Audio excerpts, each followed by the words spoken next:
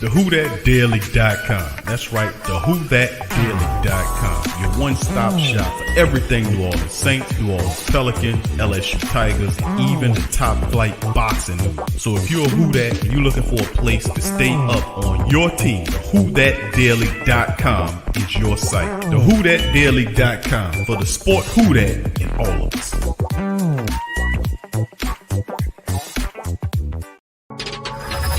Thank you for making Saints Central your black and gold home for the New Orleans Saints.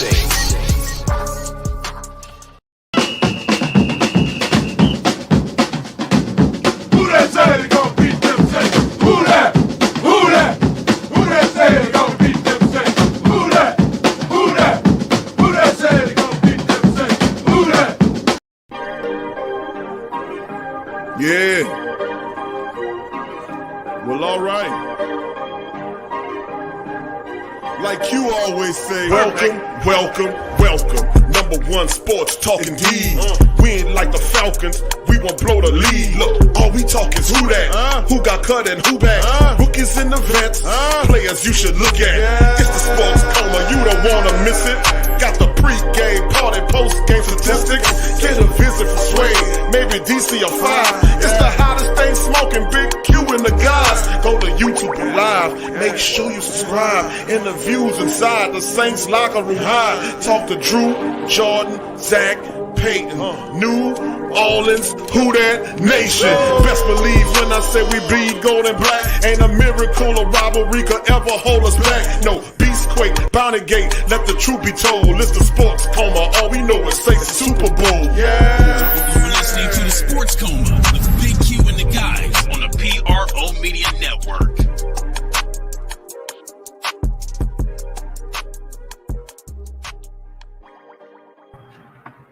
Sorry, I guess, are you able to say who you're starting to Yeah, back? we're going to start Trevor.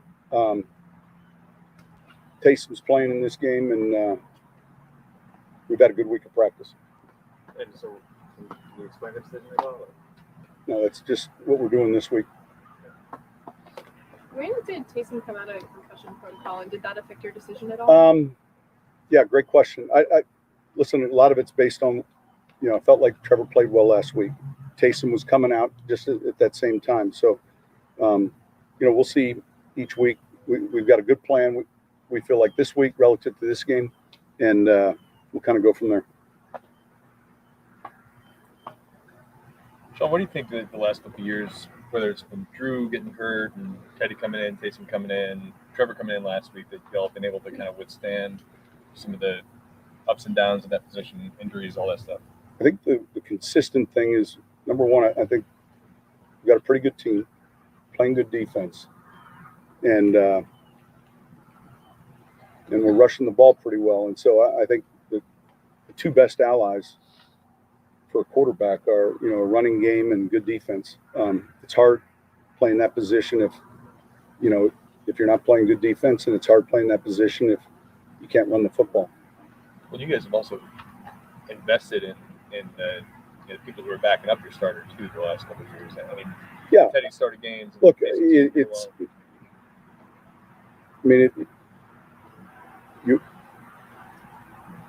you have to feel like there's someone that you can win games with if there's a change because of injury, and the same thing applies to safety or corner. I mean, you want to, obviously we're looking for depth,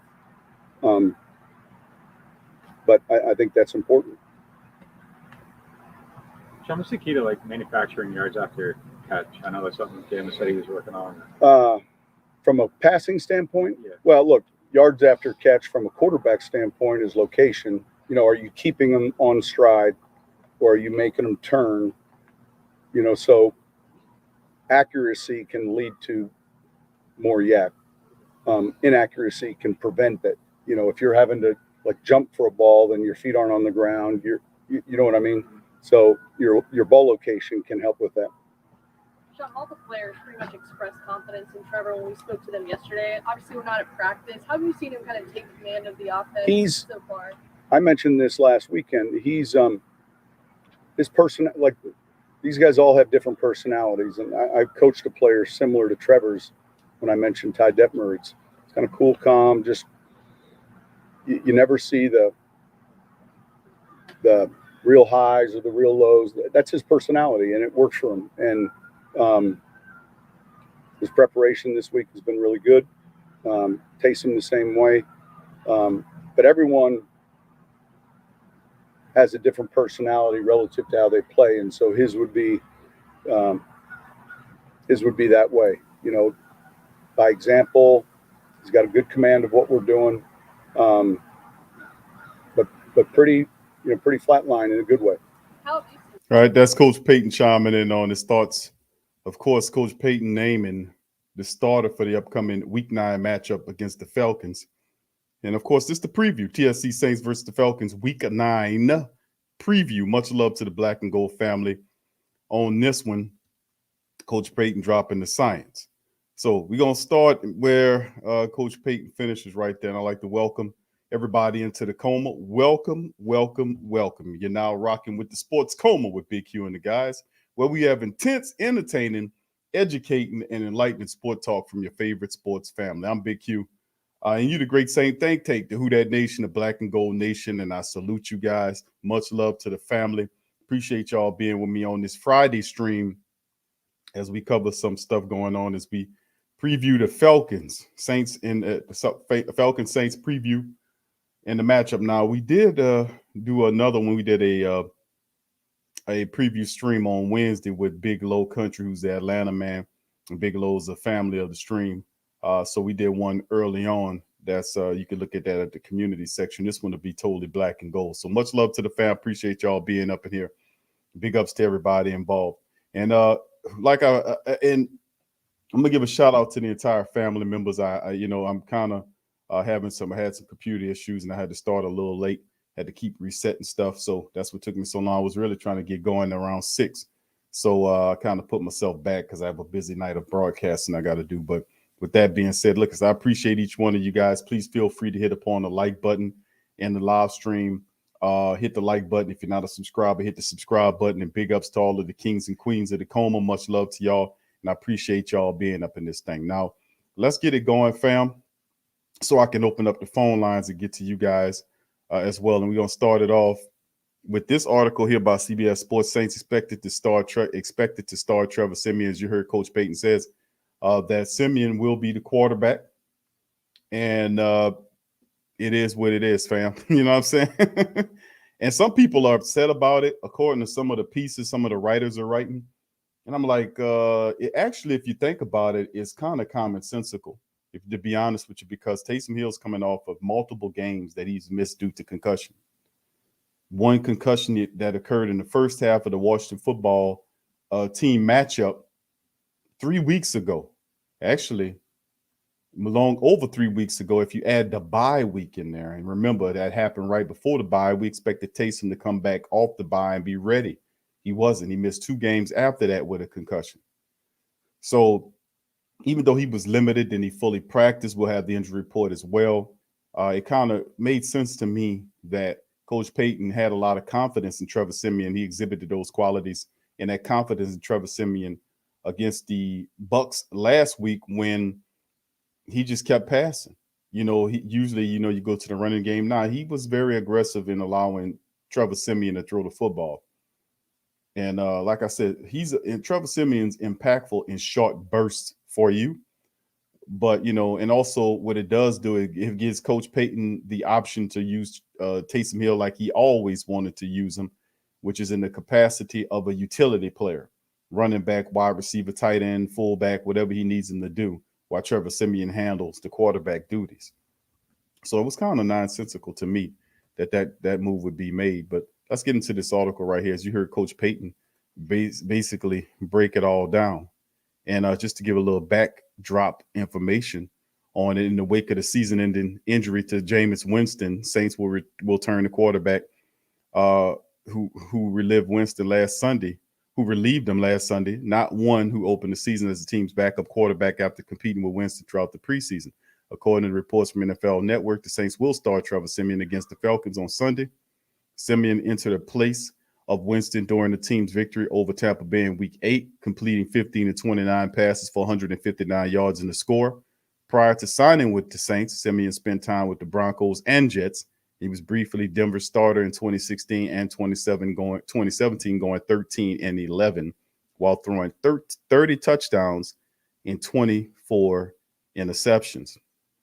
Siemian was on the active roster as Winston's backup because Taysom was out for his second consecutive game after suffering a concussion during the team's Week 5 victory over the Washington football team. He returned to full practice on Thursday for the first time since suffering the injury. Last season, it was Hill, not Winston, who started in the place of Drew Brees, although. So you see a little backdrop information on Trevor Siemian.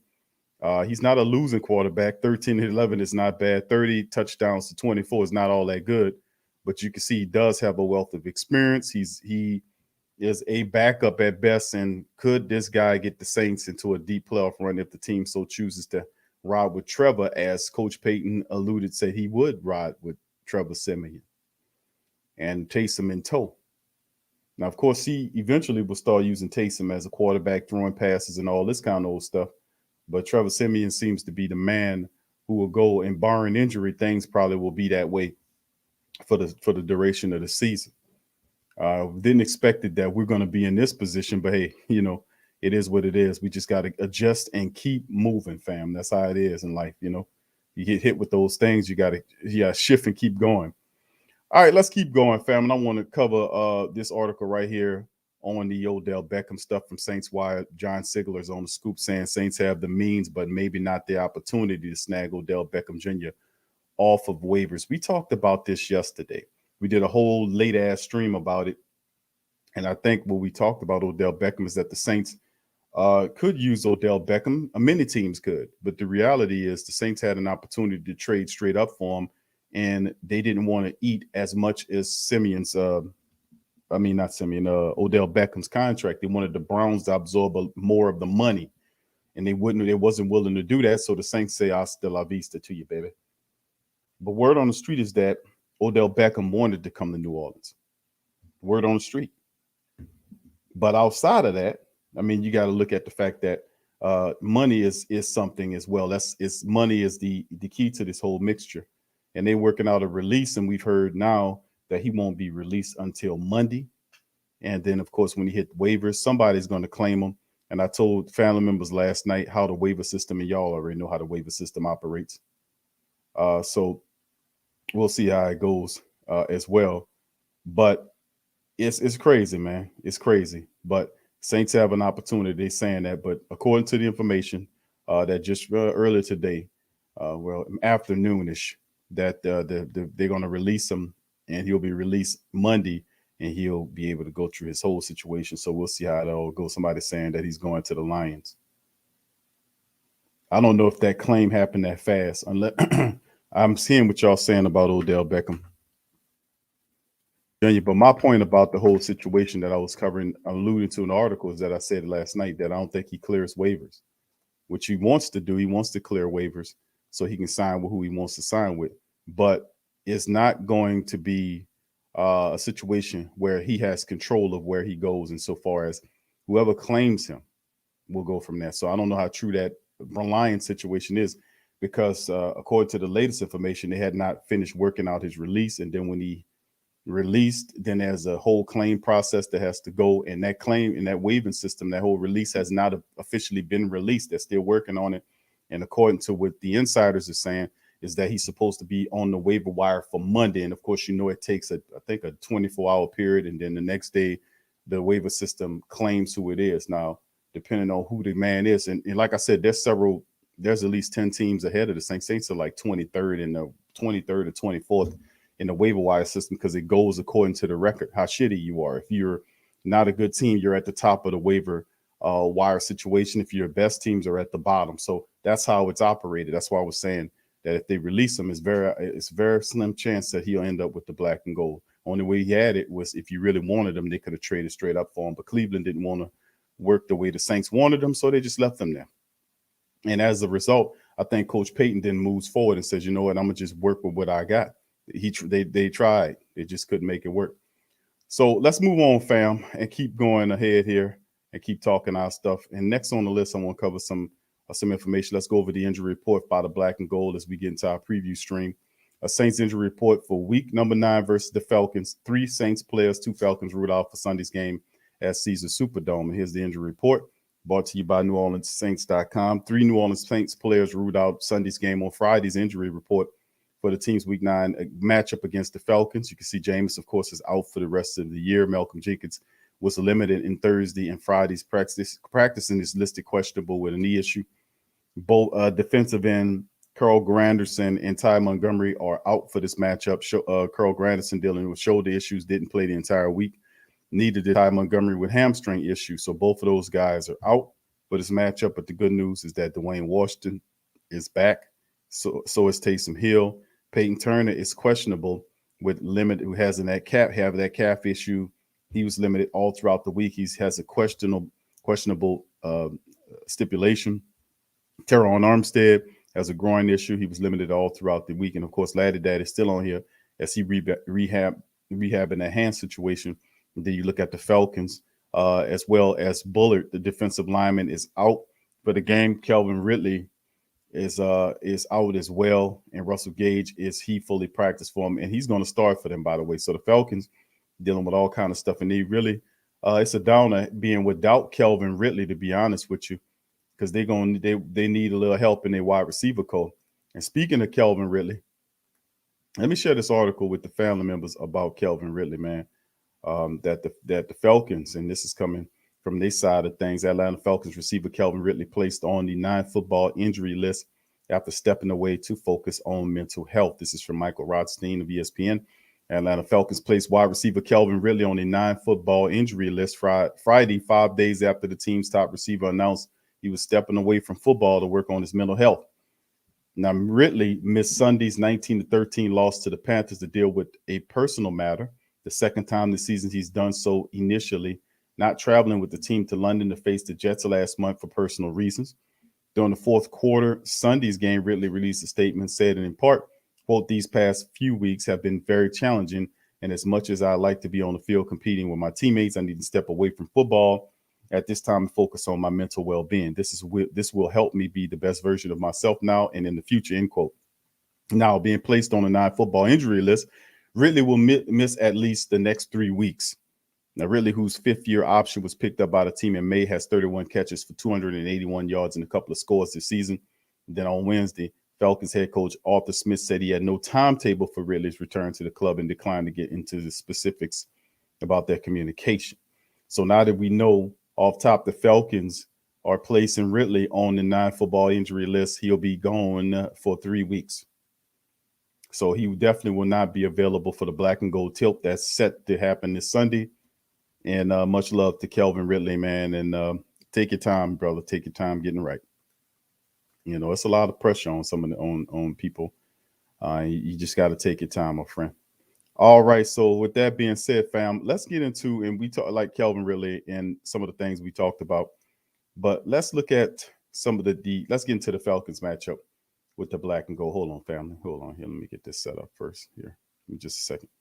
I knew that, you know, when you look at what the Falcons have done, you know, this year, very tough, man. Very tough seeing what they go through, like with Matt Ryan pretty much being the guy carrying the team. And I'm going to show y'all some statistics on Atlanta momentarily, but it's real interesting to see he's the guy that's carrying the team right now. You thought with Brother Fontenot coming in there, we knew he had a tall order to kind of change things around in Atlanta.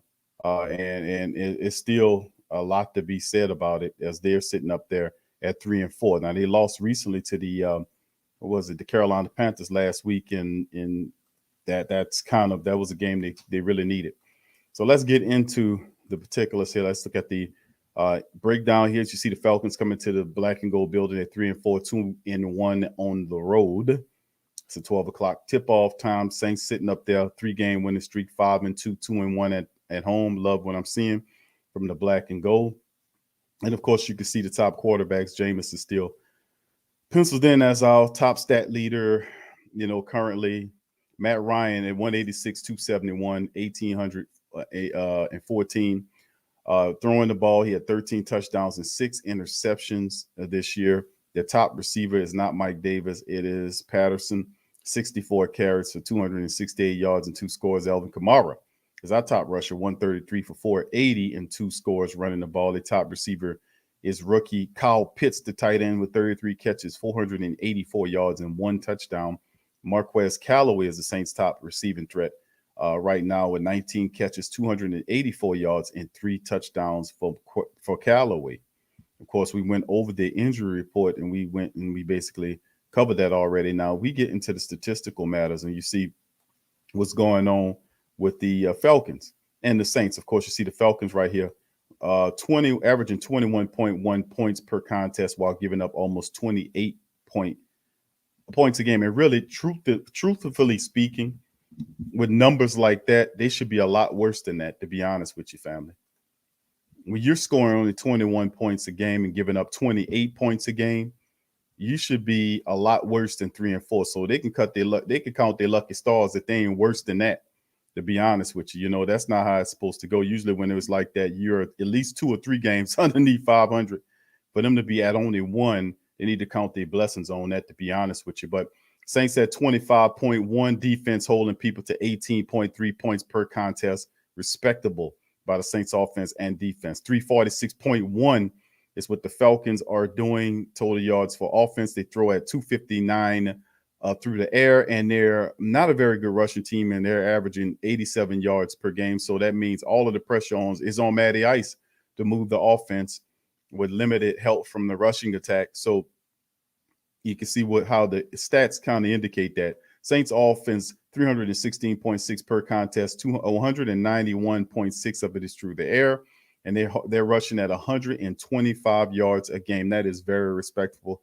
Top 5 in elite level rushing attack. The Saints bolster 125 yards per game on the ground by the black and gold rushing attack. Defensively speaking, as we move on, the Atlanta Falcons, 369.1 is what they give up.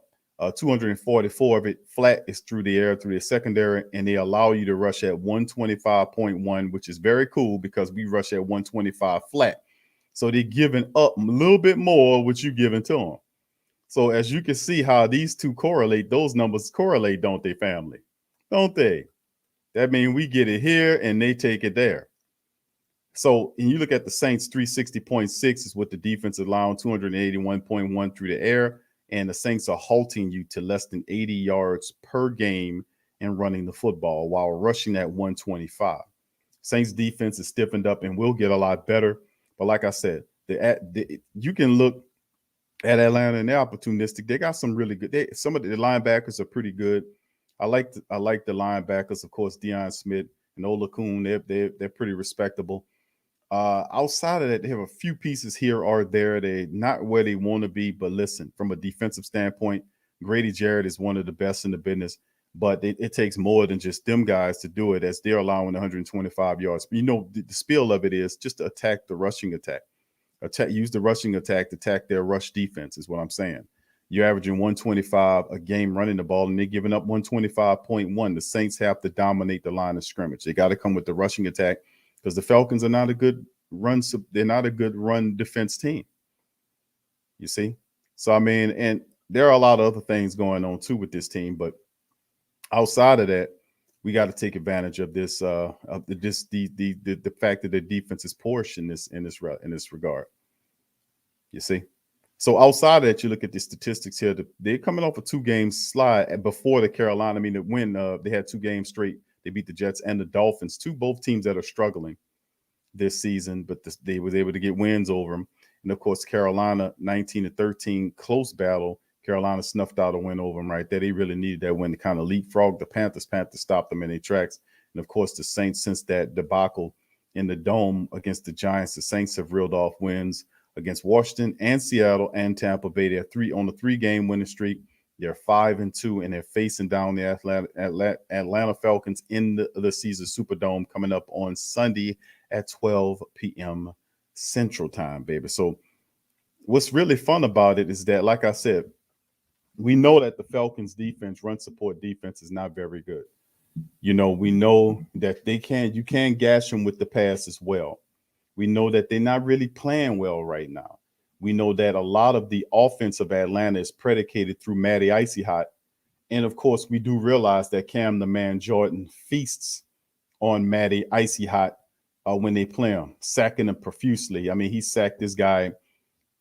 He's he sacked Matt Ryan more than any other guy has sacked another guy in NFL history. That's how Cam gets animated against the Atlanta Falcons. He just goes to another level, and he's building up to a crescendo. The last 2 games, Cam had a sack each performance. So does he have an explosion of 3, 4, 5 sacks in this matchup against Atlanta? We'll see. But usually it's a multi-sack performance by Cam the Man Jordan. It usually is when he lights up the play. I mean, of course, with David Onyemata and Davenport healthy, he should have a ball, man. He should feast really well. Eat hearty. All right, let's get into the breakdown right here, family. We're looking at the next matchup. I mean, like at the depth chart of the Falcons here. As you can see, Matt Ryan is parched at the quarterback position. And then Mike Davis, who's the former Carolina Panther who was backing up Christian McCaffrey last year with the Panthers before he decided to make a few bucks of his own as the running back. I like Mike Davis. He's a good running back. He's struggling in their system a bit because he's not even the top rusher. It's Cordarrelle Patterson, who's the next one, who actually leads the team in rushing. So Mike Davis is going to get this started, the job there. So still in all, we can't disrespect Mike Davis. He is a very good running back, and we got to make sure we keep them from running the ball. They're averaging like 80-something yards rushing the ball. Not very good in the NFL. Wide receivers are Russell Gage, the former LSU product. Tajay Sharp is another guy that came from the Tennessee Titans.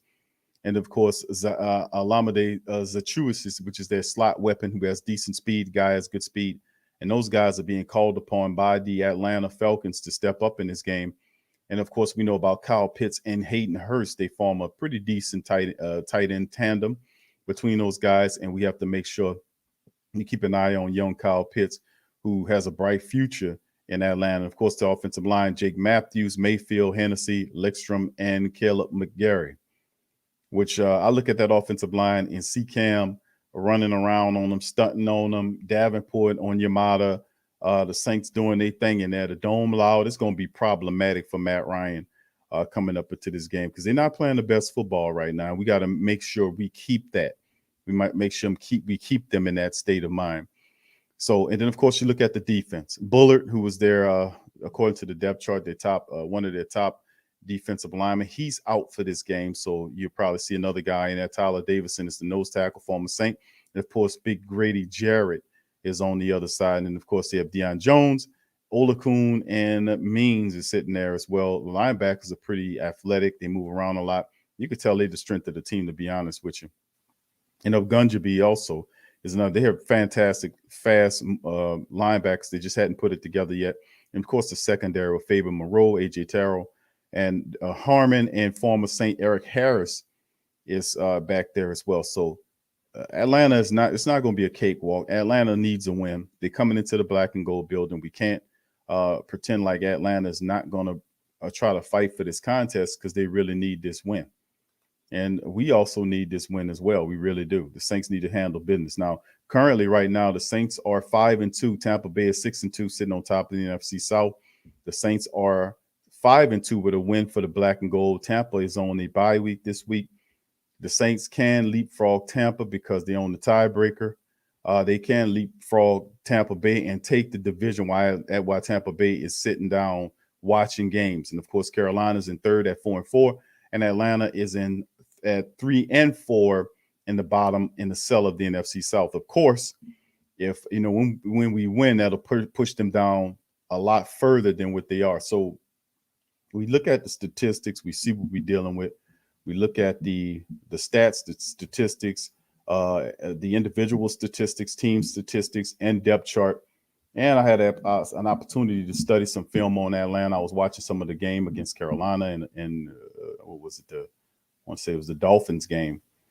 And what I noticed about Atlanta is that they're definitely, and credit to Lowe because he said that when we did the show on Wednesday, that it is driven through Matty Icy Hot. Matty Icy Hot is he is the power source for that team because they're not really running the ball that well. Their heart and soul, Kelvin Ridley, their best wide receiver, he's not there. So Russell Gage and most of those are supporting type wide receivers. they're not stepping up where they're supposed to be. Kyle Pitts is a guy that's a tremendous young talent, but he's not there yet, even though he's the team leading guy with 33 catches, the top catcher. And the defense, linebackers are fast and opportunistic, but they have so many problems in the defense. So you could run on that team. And like Carolina put up 200-something yards, was it? I think it was against Atlanta.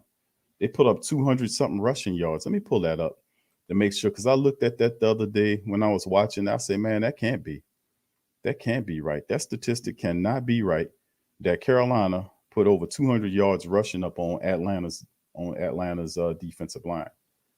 I had to go back and look at that. And I'm like, man, yeah.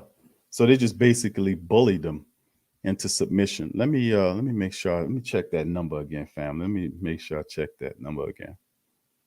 And see, make sure, because I want to make sure I got that right, because my mind wouldn't let me accept that at first for whatever reason. Yep, 203.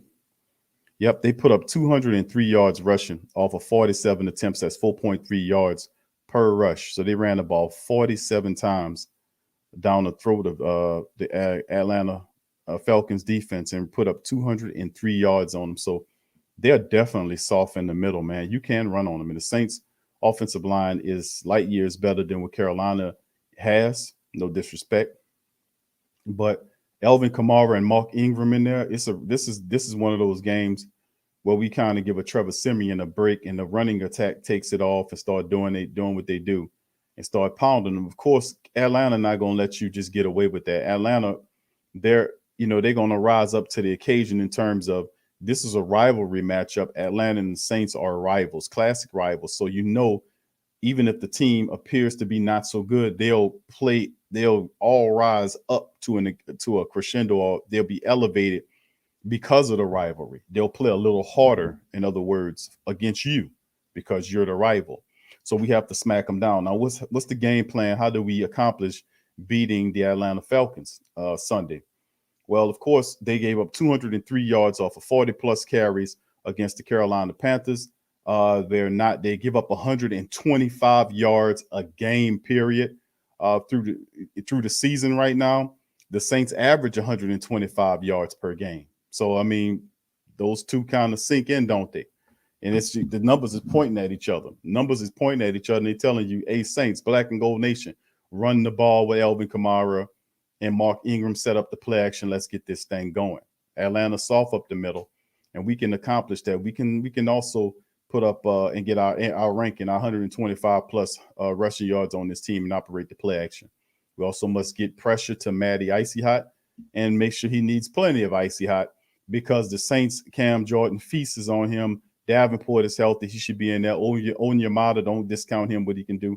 And the Saints just need to, and it's going to be rocking and rolling and in the dome, making it really hard for the Atlanta Falcons to pull off something. So the Saints come with that ferocity and that blitzing and knocking them around. They'll have a lot of success. And then another thing is you can't let Mike Davis get going on you. That's something we can't allow to do. Patterson or Davis, we have to make sure the rushing attack stays where it's been the entire season, which is they're running at like 87 yards a game, rushing like 80-something yards a game, which is really poorish for an NFL team, which is showing you that the passing attack is how they're winning these contests. Well, simply said, the Saints will have to pressure Matty Icy Hot. They're going to have to put pressure on him. They're going to have to sack him and fluster him. They're going to have to shut down the rushing attack and put all of it on the shoulders of Matt Ryan while they then move in for the kill. And, of course, the Saints will have to do what they do. Rushing-wise and line of scrimmage-wise, they're going to have to dominate using the rushing attack, eat clock, control the clock, baby, and walk out there with the win. So we'll see. I don't think it's going to be a big double-digit game. It has a propensity to be a blowout if the Saints come with the right ingredients of intelligence and ferocity. It could be a wipeout game, but I don't anticipate that. I think it'll be a lot closer than we anticipate. And I think, like I said before, I think the Saints beat them by 7, 27-20 or 28-21, something like that. I say the Saints win. I wouldn't even be surprised if it's 21 or 24-14 or 24-17, something like that, one of them type of contests, with a 28-14, something like that. I wouldn't be surprised. You know, it depends, man. It's one of those things. If the switch flip on and the Saints start doing what they got to do, it could be a nightmare game for them. So, in terms for the Falcons, so like I said, this Falcon rendition team, they're 3-4 at the bottom of the NFC South. The Saints are 5-2 in second place. A win leapfrogs the Tampa Bay Buccaneers for the first time in the season. The Saints will control the NFC South, because they have the tiebreak against the Buccaneers. And we'll be able to we just have to make sure we take care of business while the Bucs on their bye. So, I mean, we lined up with the Falcons, and this is our game plan. We got to knock their butts and take them down. So, with that being said, big ups to the family members. Appreciate y'all being here. Hit the like button, family. Please hit the like button as well. All right, brother Derek says, Coach CJ and SP are very happy with wide receiver Ken White. Is a project that Peyton says he was a bust, and look what he did. He had one catch is what he did. So I don't, you know what I'm saying, brother Derek? He had one catch and a whole bunch of drops.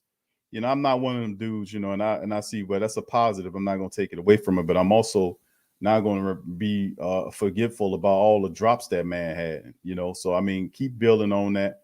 He's a guy with a lot of talent. He's big. He's fast. He has a lot of talent, but he has to get over that mental block that he has, man. Yeah, he made a catch, and that's what he getting paid to do. So I kind of figured that's a plus. So keep on keeping on, Kevin White. Keeping on. Uncle Paula says, Q, what does Sean Payton do? Pass the ball all day on bad teams against teams against the run. Say, what do Payton do? Pass the ball all day on a bad team against the run. Well, I mean, he gonna throw the ball. That's just his nature. But we also realize that his offensive game plan, passing the ball, is based on a rushing attack. You know, so he got to come out and run the ball and establish dominance. Like I said, I think the Atlanta Falcons, based on what I was looking at, the strength of their team is the linebackers. Linebackers are fast. They're smart. You know, and they're the strongest unit of the defense. The defensive line, not so much. They're not playing like anything. I mean, you can run over this team, but they're a 3-4 unit. So when you, like I said, we should, every time we see a 3-4 unit, we should get happy as hell because we about to eat. Because really, truthfully, the Saints should never be stopped by a 3-4 team. They get there, put that running game on and start handling business, start feasting when we see 3-4 teams, especially one with the defensive line is not all that. Jared is the best. Tyler Davison had one good season with them when he first got over there, but he's been falling through the floor ever since. We just got to make sure we keep his descent and the rest of the defense descent falling through the floor, push him even further down in this matchup. All right. Let's see. It says PQ, that turf has caused us a lot of problems getting hurt. Side grass is not expensive for them. Plus, it provides better padding. Yeah, I know. They talked about that before. I didn't understand why they never, looked at, doing it. But, it's a monetary thing, I guess. Patrick said, I think Kevin White was a first-round pick. I watched LaJordan Humphrey at Texas. He has massive potential. I agree with you. I think a lot of our young talents is getting the short, talented wide receivers are getting the short end of the stick because of a fixation on Kevin White, who had one catch. I mean, what about Quine Baker and Easop Winston? These guys earned that role on the practice squad. Kevin White didn't do nothing. He didn't make any catches. He dropped balls, dropped touchdowns. I mean, but he's still here. I think that's so unfair, man, to those young wide receivers.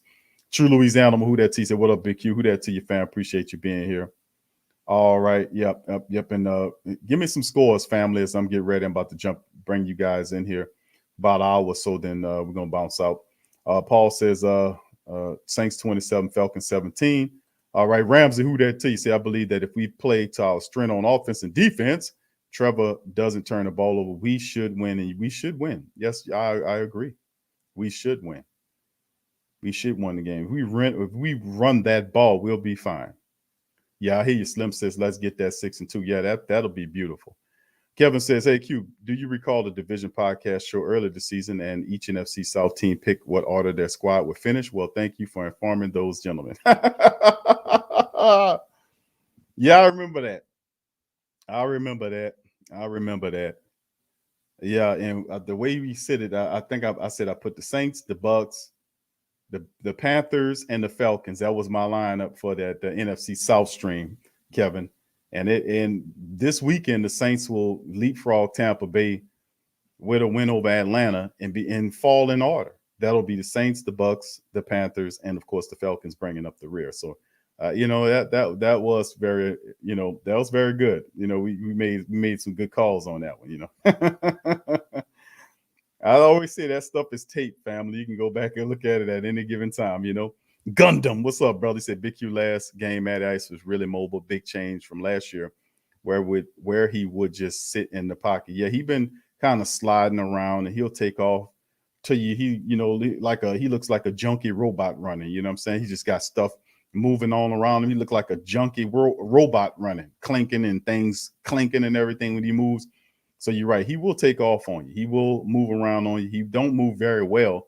He's not a statue insofar as like Tom Brady is, but he will run and kind of sashay out of that thing and try to dive and pick up yards and stuff like that. So you're absolutely right. We have to be disciplined in our blitz schemes and making sure we contain him when he tries to leak out there. But Cam Jordan tell me that Cam gonna have a pretty good game against these guys.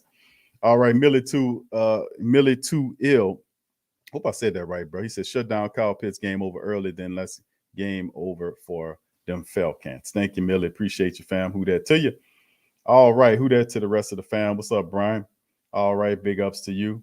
All right, who else we got in the building as well? Much love to the fam as well. Yeah, he said offensive line better bring the hard hat and punish them boys. Yeah, we got to do it, man. We got to do it. All right, here we go. Rudy, what's up, fam? Says 31-17 Saints. All right, thank you, Rudy. Clint, what's up, Clint? Who that? Says 35-10 Saints. Emmett, what's up, brother? Says 30-16 Saints. All right, thank you. Lamar, 27-13. Brother Derek says 27-10 Saints. What's up, brother Keldrick? Who that to you? All right, Jermaine says, hold on here, jumped on me. Hold on right here. Let's see. Hold on here. It jumped on me. I lost Jermaine. All right, hold on. Oh, there you go. All right, 21-7. All right, thank you, Jermaine. KB says 2 rushes, first down, run the ball, set up the play action. There you go. There you go, KB. All right, Slim says 31-10 Saints. All right. All right, Kevin says 26-9 Saints. Swag says 24-0. Okay, we blank them. Okay. KB says 27-6. Thank you, KB. All right, who else we got? Brother Vernon says 31-17 Saints. Thank you, Brother Vernon. All right, who that to you, Brother Derek? Chiming in from North Carolina. Who that to you, my brother? Thank you for being here. All right, who that to you, Brother Tragic? Who that? Brother JT says 34-10. Thank you, Brother JT. Saints. All right, True says 31-6 Saints. Brother Clarence, who that to you? Says 30-17. Who that, Big Q? Who that to you, fam? Appreciate you, bro. All right, Brother Patch says no OBJ. We already have Michael Thomas. Enough drama. I don't think we end up with him. What's up, Mike? Who that to you, fam? Appreciate you being here in the live stream, bro. Appreciate you. All right, Brock, who that to you, brother? Brock in the building as well. All right, Brother Torrey, who that to you? Good to see you, my brother. Good to see you. Tramal says Cam will make Matt Ryan his mattress. All right, yeah. Well, he will. He gonna get to him, man. Mike says 24-14 Saints. Thank you, Mike. All right, Mr. Pop 3000. What's happening, fam? Who that says Q?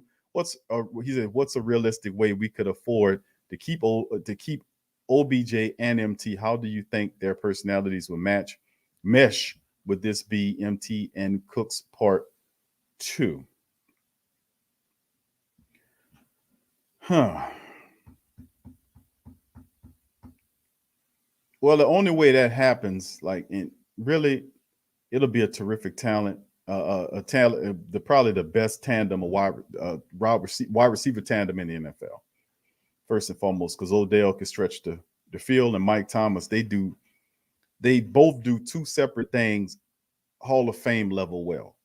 Mike Thomas is not known for being a deep threat guy. He works relatively seamlessly underneath within them 20 yards with slants and comebacks, and even if he sneaks out and does his thing in flats, he does it really well. Beckham is the guy that stretched down the field, and he does all this kind of stuff. So they do 2 separate things really well that the Saints offense would need to make it work. Then, of course, you have Alvin Kamara in the mix, along with Odell Beckham and Mike Thomas. So that'll be your top 3 options on offense. Kamara, Thomas, Odell Beckham. But it all depends on the mindset based on what we know about OBJ that he wants to win. Mike Thomas just wants to get healthy because he's used to the winning already. Do I think Mike Thomas will flip out on Odell Beckham and say, this is my team, like what happened with Cooks? I don't think so. I think you get to a point of maturation like with Mike Thomas. Now, Odell Beckham is unpredictable, but Mike Thomas has shown you a behavior pattern. He's shown you how he can be. The only time Mike started getting on social media and tweeting and Instagramming or whatever is when he gets hurt. Then, of course, he have a little bit extra time and he starts bantering back and forth or what rival wide receivers about he's better than them and stuff like that, which is harmless. You know, to be honest with you, he's not doing any crazy stuff like this poor guy did. This man ran over this guy the other day and got kicked off the team, and his whole life is in problems with the Raiders wide receiver Ruggs. He's not involved in stuff and like other players do. You know, he's not involved in that. His stuff is relatively harmless compared to some of the stuff I've been seeing over the last several years. So, I mean, I don't think Thomas will be an issue as far as that's concerned, but you know, it does bring the question is who gets how many passes? Because that's what Odell Beckham has a problem with Cleveland, because Cleveland, he feels like they're not giving him the ball enough. And he has a history of being a guy that will cry, who will whine when he doesn't get the ball. He's basically, to this year, you've seen him basically engineer a release to get from up under Cleveland because he feels like he's being underutilized there. And that's the one thing about him that he's unpredictable. Insofar as one day he's doing really well, the next day he's like whatever. And you got to understand, you got to look at it. As phenomenal as a talent as Odell Beckham is, he can't really stick and stay with a team. He was with the Giants. The Giants traded him, paid him, and traded him to the Browns. He wasn't happy with the Browns. We knew he wasn't going to be happy with the Browns because the Browns are not perennial winners. They're not known for winning anything, you know. So, I mean, he goes from the New York to the Cleveland. That's a big culture shock. I knew eventually he would engineer his way out of that. And I think, ultimately, Odell Beckham is a guy that he's a flashy guy and he has a history of being unpredictable. So if any stress or any dysfunction with the team that occurs like that, it'll come from him. But then again, also realize the Saints locker room is supreme. And a lot of these other teams don't have the locker room the Saints have. So you got to add that into the equation. That neutralizes a lot of stuff too. Is that we've been winning before you got here. You're not a savior to the Who Dat Nation. If you come in here, you're going to have to get it out of the mud, just like the rest of these guys getting it out the mud. You got to work your ass off. You got to play hard. You can't take plays off. You got to show up and show out. And that's the culture we have here. And I think that's a part of it. Like when most people have the big head, you come to New Orleans, we can win without you. We've won without all of some of the biggest talent that we've had over the last several years. We've won games without them and keep winning. We've won games without our first ballot Hall of Fame, Drew Brees. We've won plenty of games without him. We've won games without Alvin Kamara when he was on the shelf. We've won games when Mike Thomas was on the shelf. Some of the best players we have when they were sitting down due to injury or whatever, and we were still winning games. So it's not, and people looking at it like, man, we need Odell Beckham. We need Odell. We winning games. Odell Beckham hasn't caught one pass for the black and gold, man. But you're on a 3-game winning streak. So how much of a need is Odell Beckham? Now, the question is, Q, how realistically could we afford? We can make the money work if we move some stuff around. They can get real creative and fit whatever his contract gonna be. First of all, he has to clear waivers. That's number one, which he won't. He won't clear waivers, so we won't be able to get him anyway. The only way you could have gotten him was straight up from Cleveland, and the Saints didn't want to eat that money. They didn't want to eat that money.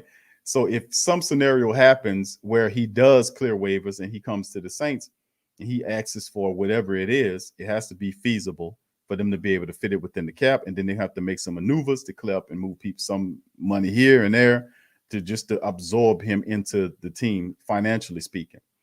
And they could keep both of them if they imagine enough where they can keep both of them. The game plan is not to do that. The game plan is not to have an expensive Odell Beckham and an expensive Mike Thomas. The game plan is relatively to build through the draft and build up the young player talent. Every now and again, reach out and get a player who's having some bad years and see if you can help him win, or like a journeyman player that can come in and help, like they found with Demario Davis. Nobody was beating Demario Davis's door down when he left the Jets. The Saints scooped right in there and picked that man up. That's what kind of stuff we're talking about.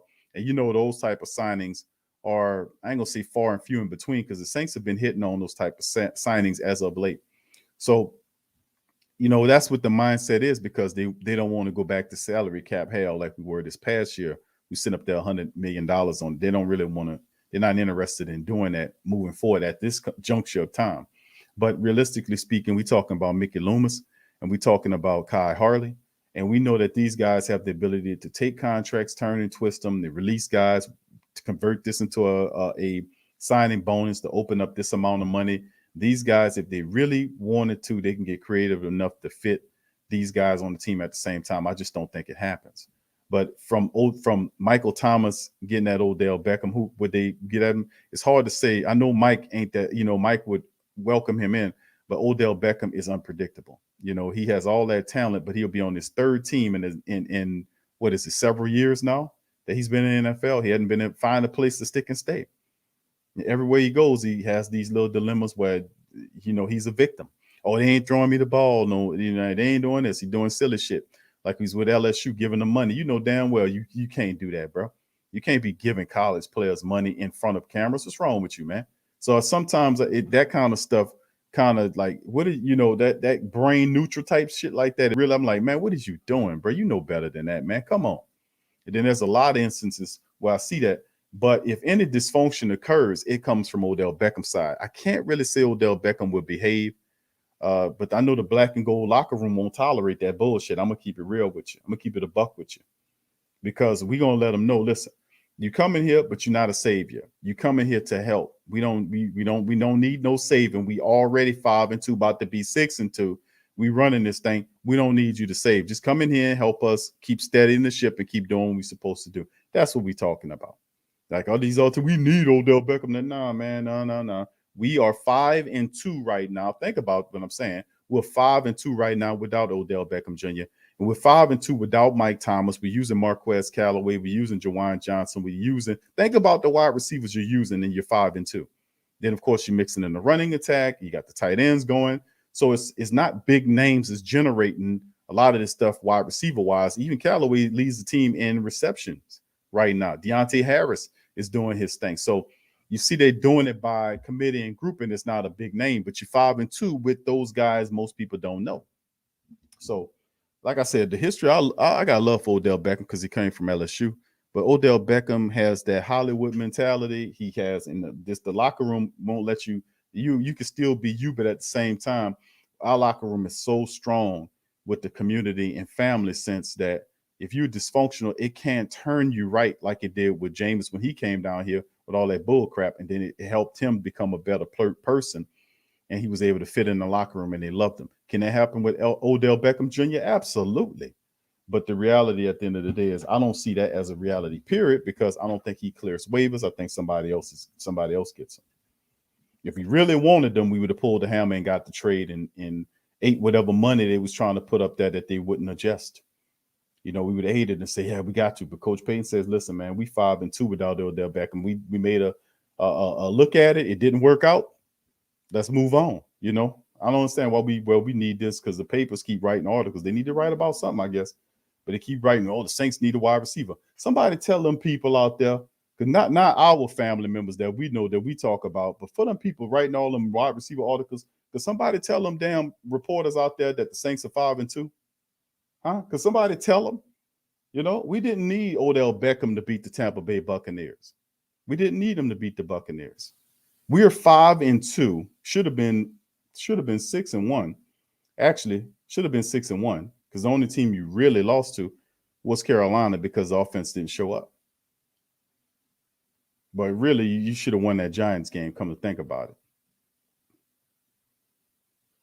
But can somebody tell these people the Saints are 5-2 with a win against Atlanta? They take over the division without any big name wide receivers, without Mike Thomas playing the entire year. The Saints are, think about that. The Saints are 5-2. And no, our offense ain't, the passing offense ain't top 15 or top 20 this year. No, they back of the line in terms of of yardage, but look at your record. You're still 5-2. Why? Because you're a running team. See, most of them right, and they ain't got that. They understand the Saints are running team, and if the Saints are if you flip flop and you become a run first team, them passing stats gonna go down a bit because the onus is on the run to set up the pass as opposed to passing to set up the run. The Saints are a running team now, so expect the statistics, the catching or the yardage statistics to go down a bit. Expect that to go down a bit, which is not so much of a bad thing. Let's try this in because it got you one Super Bowl in 10 plus years. Let's try this runway and see what it goes on. We've seen several examples of running of elite level rushing attacks like the Saints and elite level defense like the Saints and good special teams players units like the Saints going to the Super Bowl. And the quarterbacks just simply don't need to make any mistakes.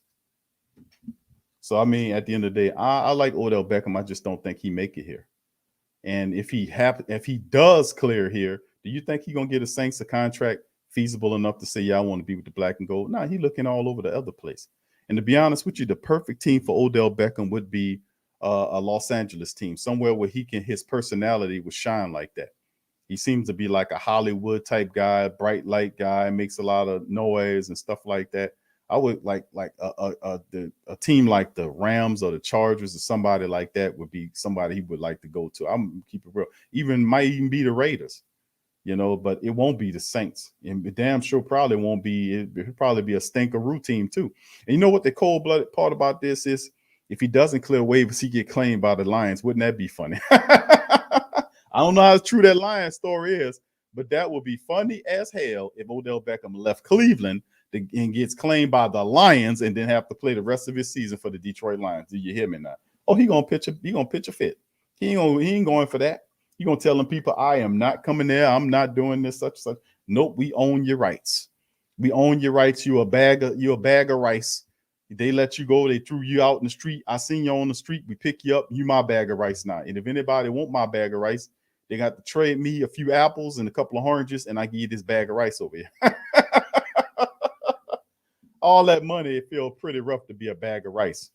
All right, so big up to the fam. Appreciate y'all being up in this thing, man. DLP, what's up, brother? Says OBJ's dad getting in business, talking about teammates create dramas and work in the Saints locker room. Now, see, and that's a part of it that's really concerning because he created the video to basically get him out of Cleveland and see he gets him released, but into the waiver system where a worse team will pick him up. And he'll probably be on a worse team than with the team he coming from.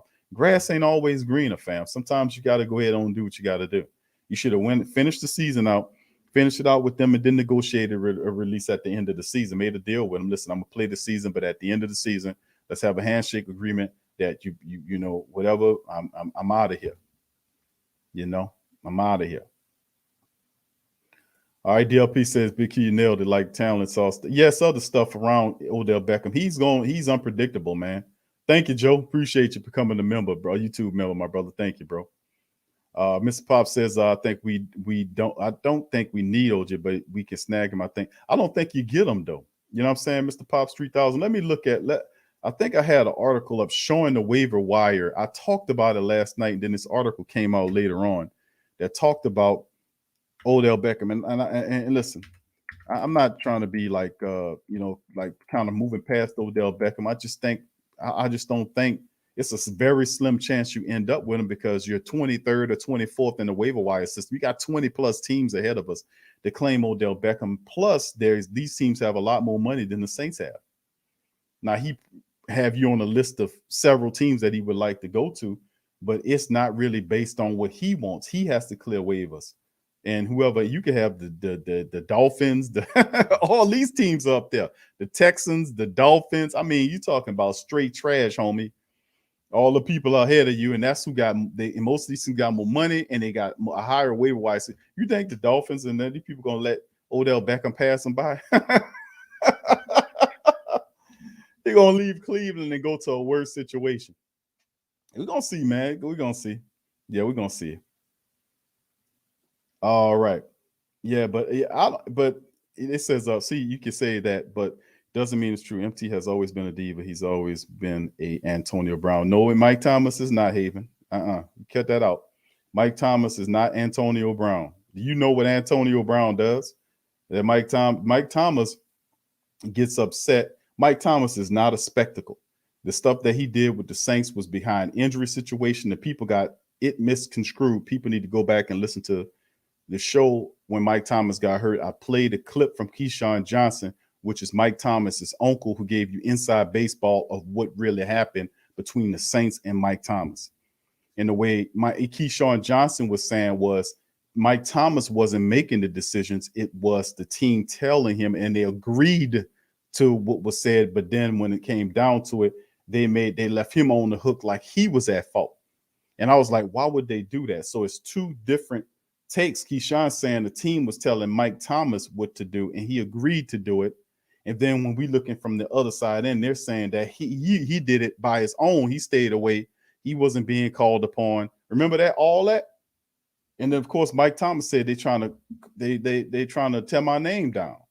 So, you know, you look at it, it's like, well, during that back and forth banter, Mike Thomas never said nothing about them trying to defame him. He never said, but he did. But if it wasn't true, then why was the cryptic tweet that he sent gives it relevancy what Keyshawn Johnson was saying about the New Orleans Saints? He said they're trying to throw mud on his name, something to that effect, trying to defame his name, that type of stuff. Now, had he not said that, it could people like, I don't know about that. But why did he tweet that if what Keyshawn Johnson was saying on ESPN the other day, not the truth? And I said it, I was like, before he had an opportunity to tell his side, the Saints came in and they made a pact with him and they got cool again, and then it disappeared. I knew eventually it'll come to light, but Keyshawn Johnson told you everything. Outside of that, what has Mike Thomas done? What has he done as a diva? Brandon Cooks initiated that bull crap that happened with him, and him saying, I want to be the number one Mike Thomas. When Mike Thomas first came in the door, Mike Thomas was saying, nah, I feel like I'm a number one. If you're a number one wide receiver, you're supposed to say you're number one. You're supposed to feel like that. Then you had this the only thing that kind of piffs me off a little bit, about Mike Thomas when he gets on social media, but that's really not nothing at all. He banters back and forth between players like Parker from the Dolphins or Hopkins from the Cardinals or whatever. He banters back and forth about he's the best or, I'm this, that. That's harmless. But when you're talking about, like, it's two different styles right here. What Antonio Brown was doing versus, it's not even the same league. You can't even put those two together. Oh, Antonio Brown, the type of stuff he was saying and doing and how he was cutting up and, I'm not going to play for this and all this. No, man. I can't put that, man. I can't say that's the same level. Mike Thomas is, Antonio Brown is a whole nother level of strange to me. Very strange, man. It's like them dudes get that money and then something else comes with it. And I know what something else is. So it's not where I'm addressing, but some of them can't handle it because you're going through doors and places where your talent took you, but nobody prepared you for it, but you want it, but it's a price to pay. So sometimes you got to step away to deal with whatever's going on, and you got to find your way to make peace with whatever you did.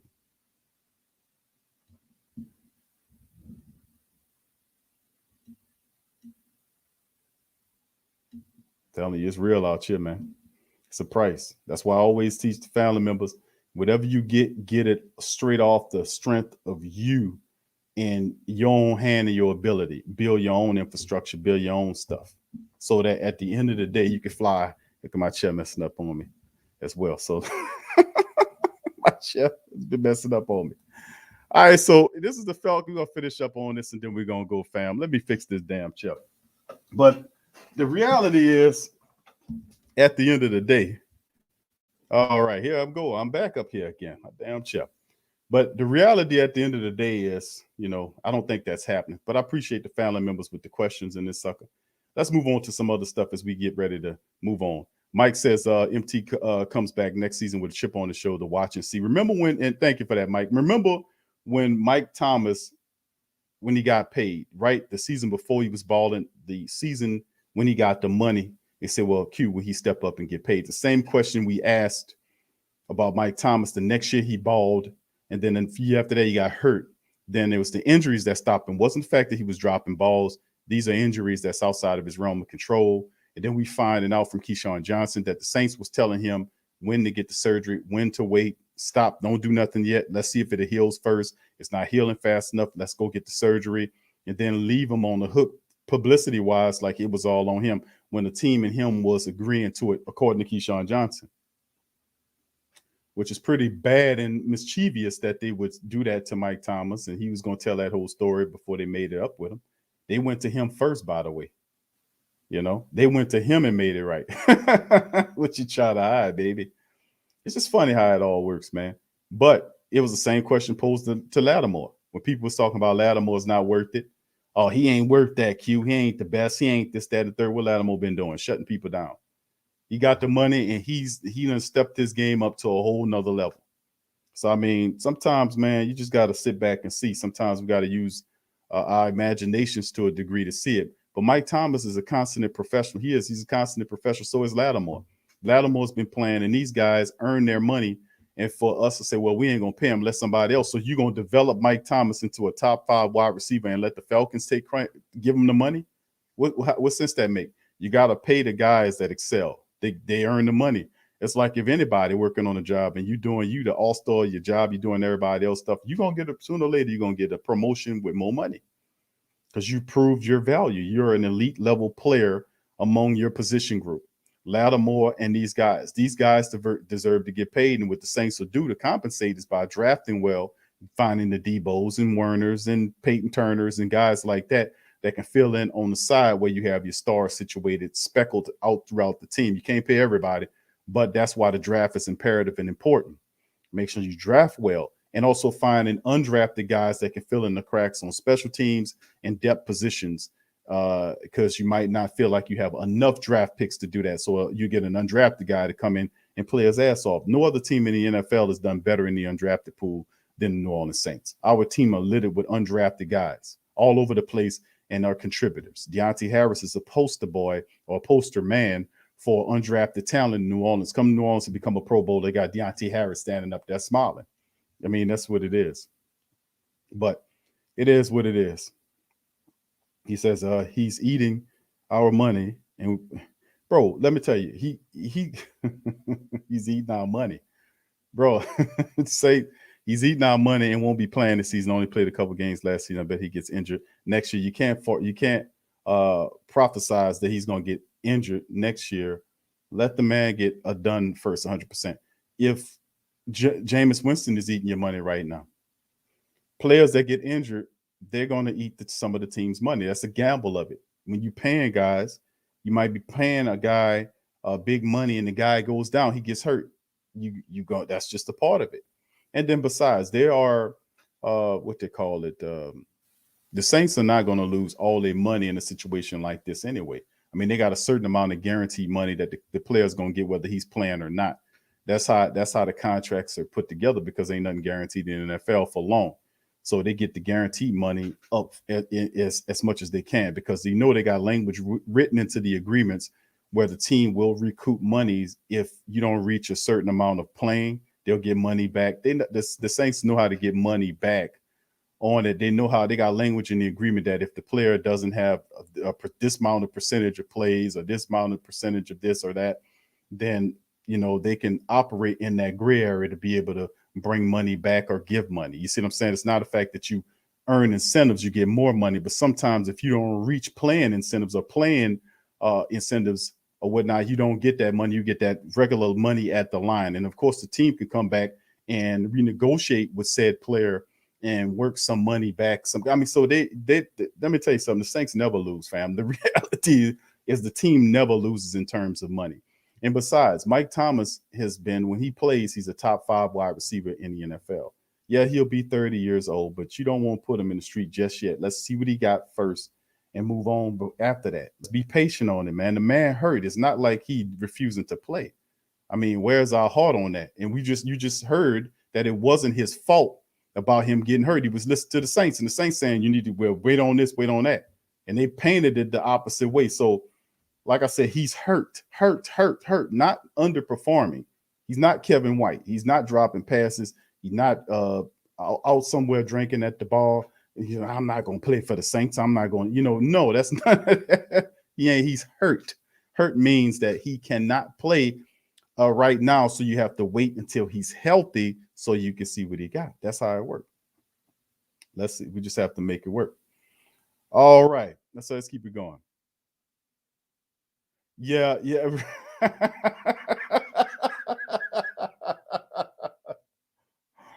Nobody talking about Vanette, huh?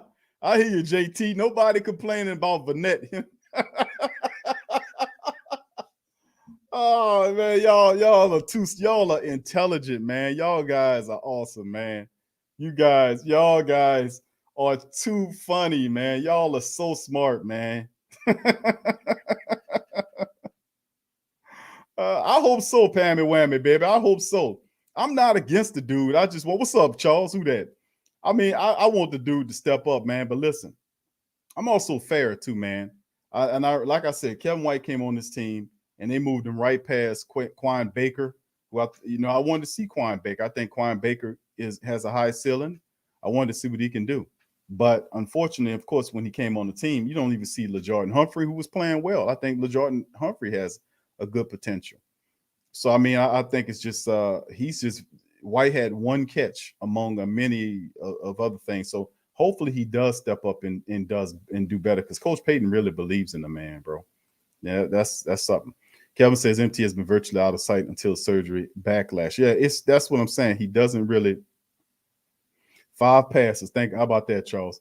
What's up? Kim says big confidence boots. Yeah.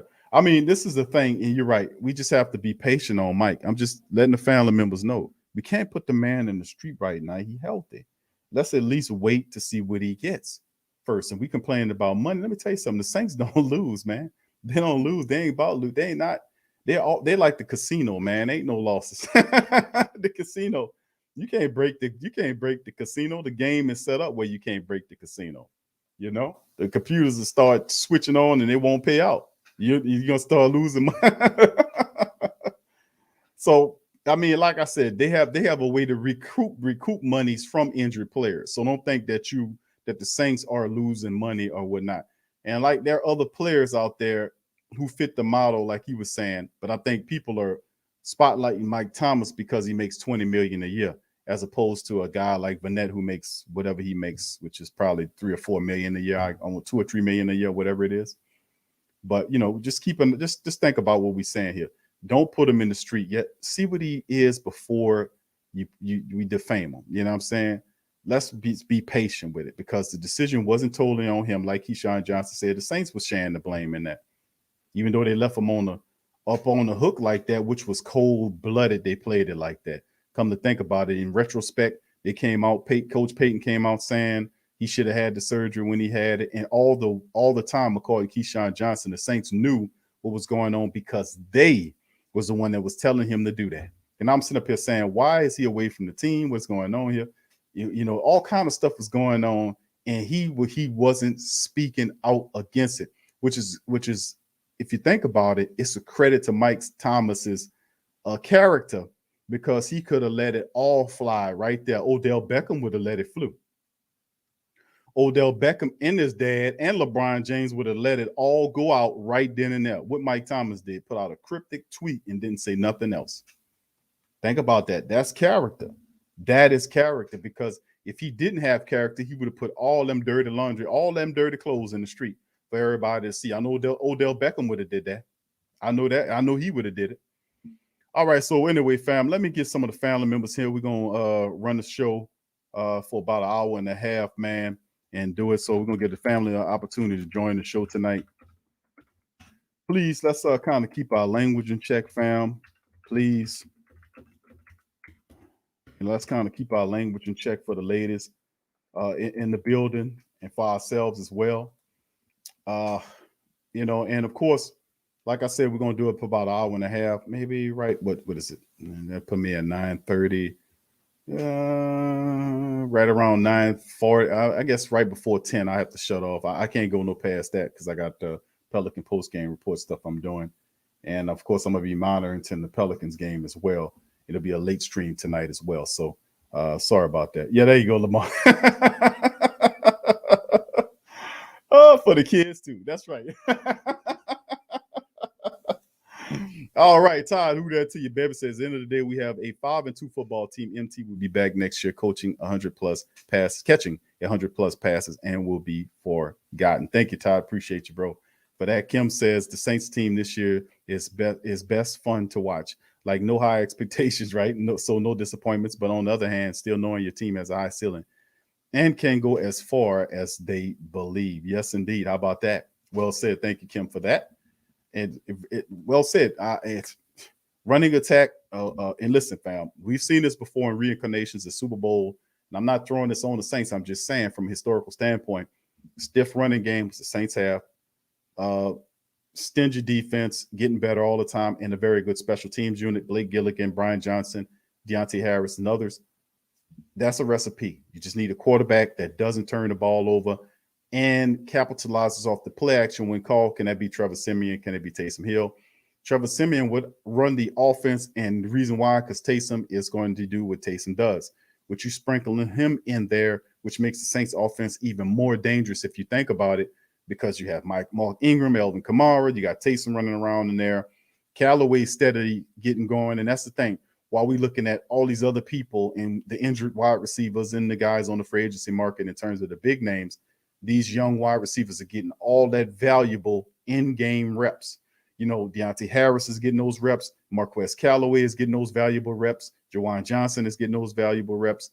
Our young wide receivers are getting valuable live game reps in winning situations. So it's a plus that's going on right now in the black and gold offense. And right now, who's to say right now the Saints offense is averaging what? 150 plus yards per game, I want to say. It was like 150, between 150 and 180. I think it's 150, somewhere along up in there. But who's to say that don't kick up?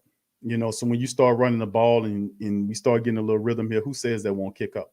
But from a historical standpoint, those three things: stiff running attack, defense is stiff, especially good special teams, deep playoff run. You can run the ball really well and stop people from running the ball, pressure them, sack them, pick them off, and then have special teams units that can help pin them back and hit field goals, and a quarterback that doesn't turn the ball over. Wouldn't it be crazy that this year the Saints win the Super Bowl because of the running game, the defense, and the special teams, and no star quarterback at the helm? Wouldn't that, we thinking that this year's, it could be the year that the Saints get there? I'm telling you, man, this could be something strange. We didn't anticipate this happening, but I'm saying they do have the ingredients to have a deep playoff run if we operate like the aforementioned. All right, Brother Dada says Peyton and Mickey aren't letting MT go now. If it's late October next year and he still hasn't been seen the field, I can't see him staying another year. I think there's a cutoff point. Yeah, at some point, I think you're right on that, Dada. It's not an indefinite thing. But I say at some point, you start hearing people calling and the Saints will start answering, or at least finding out what people are offering for him, if that is indeed the case. I don't think that will be the case. I think Mike Thomas will be healthy next year when the time comes, and he'll be ready to play. Bottom line. Derek says, what's up, Brother Derek? He says, what about Winston? He needs to get stronger. Watch out next year. Can't wait to hear Winston to Winston. Yeah, Aesop.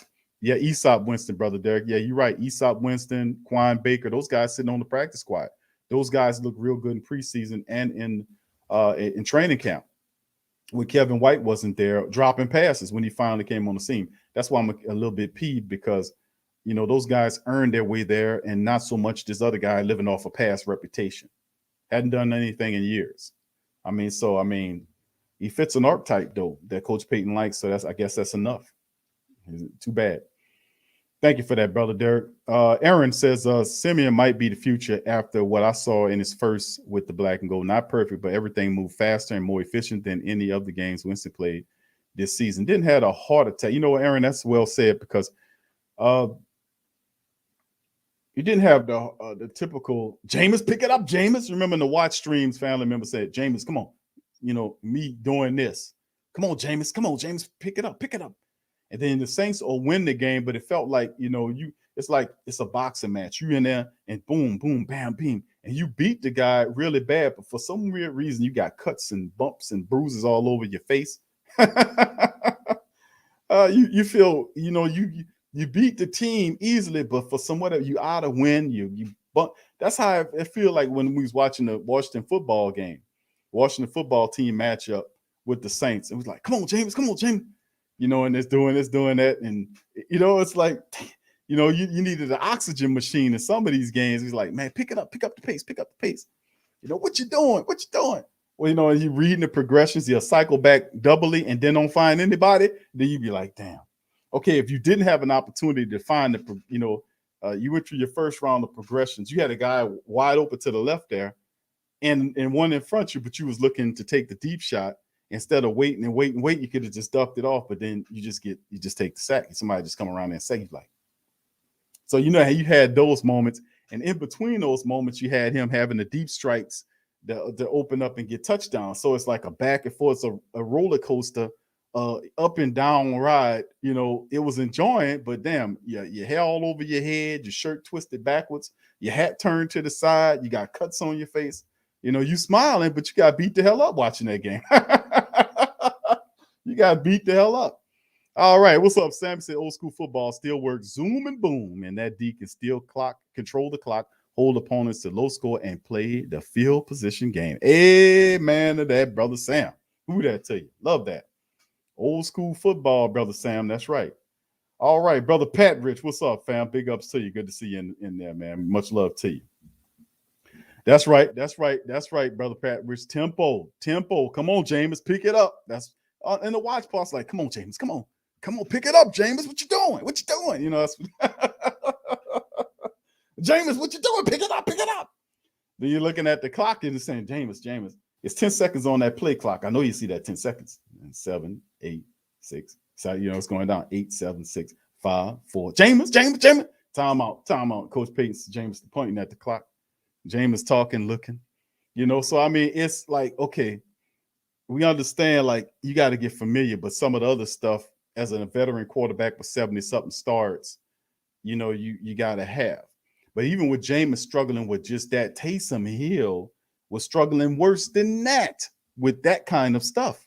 Because at least James had pocket awareness, where like in the game against the Tampa Bay Skunkaneers, where he was able to leak out on 4 plays and pick up 40 yards to add to the 150-plus yard total against Tampa Bay's defense, which only allowed you to rush for less than 61 yards a game. But he was able to pick up 10 yards every time he scrambled, which goes to show me that he felt the pocket collapsing and he knew it was the right time to tuck and run. So, Taysom Hill doesn't have pocket awareness. He doesn't.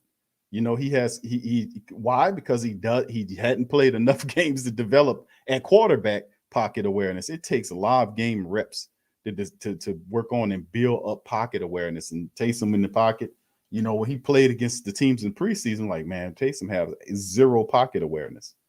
His eyes drop to the field very quickly. Like, he's supposed to cycle through progressions. And I don't even think he makes it through full progressions before he looks to one side. He might get he might cycle to maybe 2 or 3 and then come back and pull the ball on and go. A lot of times he sees like half the field because his patience. And then you got to know when the pocket's breaking down, how to get out of there. You got to feel the pocket. That's what pocket awareness is. Not, feel the pocket collapsing around you. They talk about that all the time. It's like a intuition. It's like intuition to understand what's around you. And then you have the peripheral vision to be able to see out the side of your eyes to know that when something comes, something don't feel right. And then you step ahead and make a move or get out of trouble while keeping your eyes downfield to make a throw, to make a play with your arm and not necessarily your feet. You get what I'm saying? Stuff like you've seen the rookie quarterback Ian Book do when he was at Notre Dame.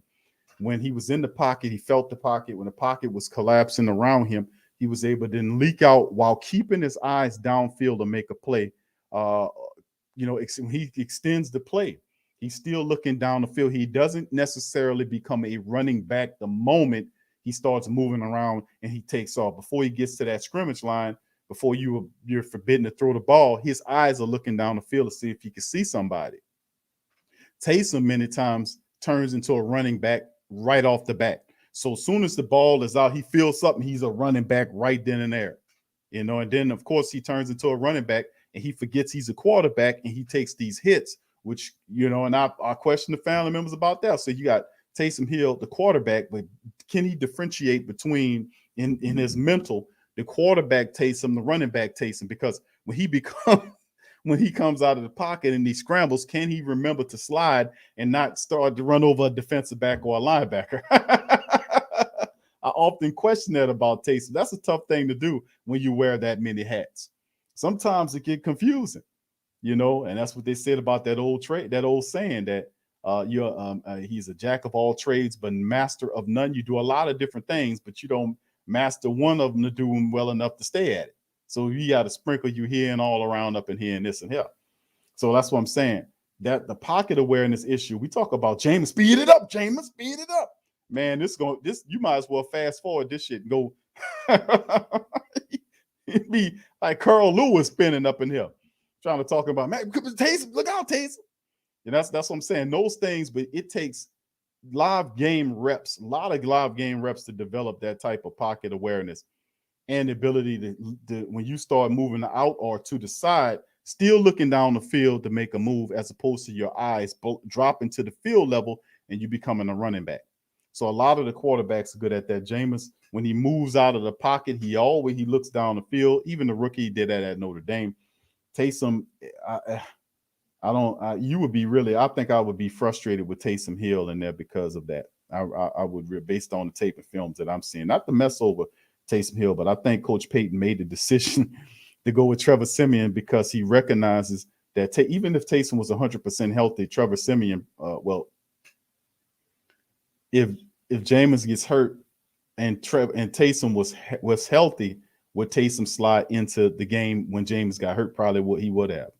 Coach Payton would have went to Taysom right after the fact, but it worked out well for the Saints because Trevor is a better quarterback than Taysom is a better quarterback. You got me on that? Trevor Siemian is a better quarterback than Taysom Hill. Taysom Hill is a better athlete than Trevor Siemian, not a better quarterback. Are we in agreement with that? Put one in the chat if you agree with me on that. If you don't, put two. And probably Tyrese will be the only one in here that put two. See, I know my people. But y'all let me know. But yes, Trevor Siemian is a better quarterback than Taysom Hill. Do y'all agree with me on that? That's a pretty easy one, right? That was a talk. That was like me throwing you Shaquille O'Neal, and I just threw you an alley-oop up in that something. But yeah, that's what it is, fam. J Rock, what's up, fam? Said Big Q.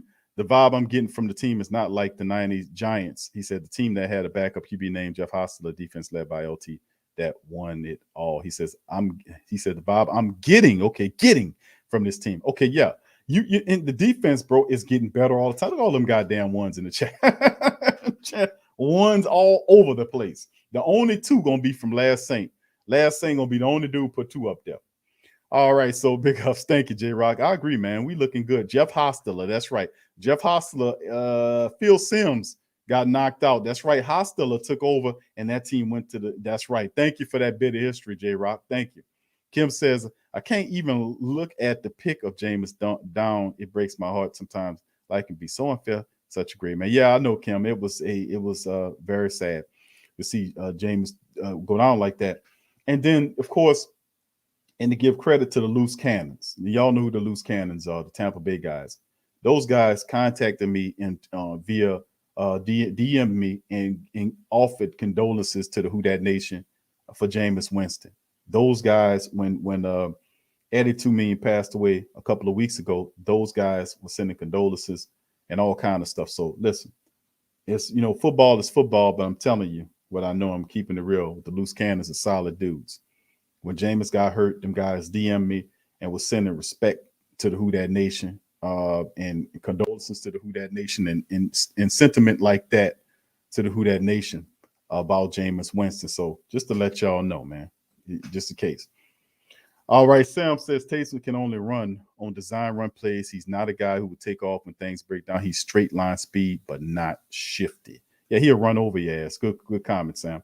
Todd says, I think Jameis wins the QB1 next season, depending on how this season goes. We may draft the QB with the first round pick. All right. Thank you, Todd. Kevin says, man, MT knows his offense is a match made in heaven for MT. Other system love the deep ball. We got to love to attack area jab, then deep ball knock punch. Okay, thank you for that, bro. Appreciate you. And thank you for all the family members with all those fantastic ones in the chat. The family put that. Yeah, I'm just letting y'all know about the loose cannons, fam. I know, it's the family members saying F the Skunkaneers and they saying F the Saints and all this kind of old stuff. But those dudes was sending love to the Who Dat Nation, man. Just to let y'all know, man. Just to let y'all know the things, the stuff that I get, that you might not know about. But I try to be transparent with you guys to let y'all guys know where people are solid 100. And I know a lot of solid 100 people, and them dudes are solid 100 people. I'm just telling you, they just down for their squad, and that's how I go. Like we saying F the Skunkaneers, they saying F the Saints and stuff like that. So it's like a balancement, but it's all love and respect, man. They were showing a lot of love, man, just to let y'all know. All right, Kai. What's up, Kai? Says the Coach Payton made the right decision by starting Trevor Siemian. He gives us a good chance to win games. Taysom is a good athlete. My only problem is his decision making and ball security. Yeah, thank you, Kai, for that. Well said, my brother. This is Veritas, absolute truth. All right, so big ups to the rest of the fam for being in here, man. Swag say I'm not buying what the loose cannons are selling. Nah, they 100%, man. Whatever they saying on this show, that's one thing. But they showing a lot of love to the Who Dat Nation behind the scenes, man. Especially sending condolences and shout outs to me. They don't have to do that now, by the way. They ain't have to take time to do that. DeWright, what's up, brother? DeWright says, Q, can we agree that with Sean at the helm, Trevor has a certain confidence he builds in his QB? Yeah, I can agree with that. Coach Payton had a lot of confidence in Trevor Siemian. He allowed him to throw the ball, 20 plus times in the matchup against the Tampa Bay Buccaneers. So he just kept pressing that thing. And then like the last series of offensive plays for the Saints were those, consecutive passing plays with Trevor Siemian throwing the ball. That took a lot of confidence in Trevor Siemian to try to get that done. So he tried to get Siemian to win the game. And if it wasn't for the defense closing the door with the interception, it could have been an ugly, a heartbreaking loss if the defense had not picked the ball off, returned it, and then shut the game with sacks on destroying the momentum in the heart of the Tampa Bay Buccaneers after the interception. And then, of course, the sacks afterward, back-to-back sacking plays to end the game. It could have went a whole kind of nasty way, had we did. All we had to do was run the ball. And Coach Payton alluded to that in the press conference saying, well, give me the play. And I said, Coach, and during the show, I said, Coach, you got to be a running play. You got to run the ball. You got to run the ball to work the clock down. You never want to leave Tom Brady with 1:44 on the clock. If it wasn't for our defense, that game, only thing they needed was we was only up by 2 points. Only thing they needed to do was march down there and kick a field goal and could have won the game. It would have been a heartbreaking fashion. We lose the game and Jameis and everything else. So, I mean, the defense did a really good thing. They saved him in there for him to sit up on that press conference and talk sporty about the people not enough attendance at the dome and all that. I was like, boy, this dude getting sporty. That was all that was on your chest the whole time. You just waiting for the right time to put it out there the whole time. All right. What's up, Colorado? Big ups to you, fam. Appreciate you being here, man, as well. All right. Thank you. Pretty good, man. It's Good Friday, man, for me, man. It's the weekend, baby. All right. Hope you're doing all right, too, Colorado. Much love. DeWright says, do you know Traquan waved his hand applying he was open and he wasn't? No, I heard what he was saying about him and Jameis. He said Jameis called the wrong play and Callaway ran the wrong route, which indicating that he was getting it right the whole time. That Jameis said the wrong play and Callaway ran the wrong route. So he really did throw them both out there. But people thought Traquan Smith was at fault. And he was clearing the air saying, nah, I did it right.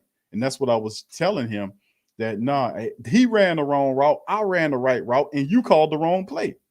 So that's what he was saying. That's his little take on it. All right. Sam says Payton is the best coach at knowing what guys are capable of, putting them in a position to use their strength and not exploit their weakness. He may be coach of the year. He keep doing that. He will be, bro. He will be. All right. Leaping Cat Productions. That's how I see swagged out entertainment. A leaping cat. It's the same thing. Got to be a little softer with it, huh? The Bucks game was inside boundary game. Devin White could have wrapped Jameis up. Instead, he took a different angle and pulled him to the left. Dirty. Yeah, I got you, leaping cat. A lot of people upset about that play. Devin White still holds on to the fact that it wasn't a dirty play. But had we done that to Tom Brady, everybody, including Skip Skeletor, Bayless, Kyle Petty, Kyle Hurd, Flea Oria, and the entire chorus of Tom Brady worshipers would have been up there yelling foul, foul, foul, foul, foul, foul, dirty Saints. But we don't get that though. Your quarterbacks can get ripped down all kind of ways. Nothing happened to them. It happened to the guys that are doing it. Jensen, who's the center for the Tampa Bay Buccaneers, grabbed Quan Alexander by his throat and threw him to the ground. I seen the play. Referees, no call, no nothing. And I've been saying Jensen is a dirty player. He's a dirty player. He always do dirty stuff like that. And if you're a Tampa Bay person, Jansen is crazy and dirty as hell. Y'all know that. No player. I've never seen none of our people. No Ryan Ramczyk. And these some of the best offensive linemen that we have in the league on our squad. The collection of talent. I've never seen Teron Armstead grab a defensive player and slam him down on the ground by his throat. I never seen Ryan Ramczyk, Eric McCoy, or none of our offensive linemen or anybody blocking grab an opposing player and grab him by the neck and throw him on the ground unless you're a dirty pile of crap. And that Jensen is the worst. He's a piece of trash. And you Tampa Bay guys know I'm telling the truth about that. Nobody does that. You know what I'm talking about. All right. So with that being said, man, much love to the fam, man. I appreciate y'all. We got a couple of family members. We got Brother Pat Rich coming on here and Uncle Paulie. We're going to be up here till about 10 o'clock. If you want to join in for tonight's stream, I need you to do two things. Number one, I appreciate the 93 people in here that hit the like button. If you haven't hit the like button, it's well over 170 of us in this stream. If you're enjoying yourself and you want to win for the Who Dat Nation, want the Saints to beat the Falcons, hit that like button, baby. Hit that big ass thumb. You light it up. Also, subscribe if you're not a subscriber, and share the show links on your social media feed. Don't matter if it's Instagram, Facebook, Reddit, whatever. It helps out the stream. If you want to get on the show, the link is pinned to the top of the chat. When you come in, please kind of keep the language at a minimum. You know what I'm talking about. And also have kind of respect for the people with you. If you got a lot of noise going on in the background, please mute yourself. Don't have me to mute you. I don't really want to mute you. Mute yourself, please, so we can hear everybody. I want to hear everybody clearly. So hit the link. It's pinned to the top of the chat so we can get in here. What's up, Mike? I see you, fam. Hold them, hook them. Who that to you? Rush Hour, who that to you? I see you, Jerry. Big ups to you as well, brother Jerry. They got two Jerrys, Jerry Brown and the OG Jerry Poor in the building. Much love. Kim at God, I see you, fam. Much love. Brother Wallace, I see you, fam. Derek Crop, I see you, fam. I'll say big ups to all the fam. Thank y'all for being here. All right, let's bring some of the family members in here. What's up, Derek? Derek White's in the building as well. We're going to open up the chat for the family members. Brother Pat Rich is in the building. Uncle Paul is in the building. And Brother Pat Rich, you got the flow, my brother. How you doing tonight? I am all right. I am very much so all right. You must crush Matt Ryan come Sunday. Yes. We must hold him hostage behind the offensive line. Their running backs, nothing. Their quarterback, nothing. We must give them nothing. We must take everything from them. Do you understand me? I understand you. How the hell are you smoking through that mask? That's a lot. Did you see that?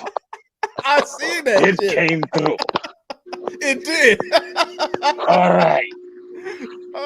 We are destroyers of the Falcons. Who is your daddy, Atlanta? It is us. It has always been us. We have always crushed these Falcons. And we must do so on a Sunday. I say it's Sunday. All right. Back to the forward hand. Would you Brother Pat say? Rich, I'm confused, Brother Pat Huh? Rich. I'm Huh? confused. I'm confused. What'd you say? Yes.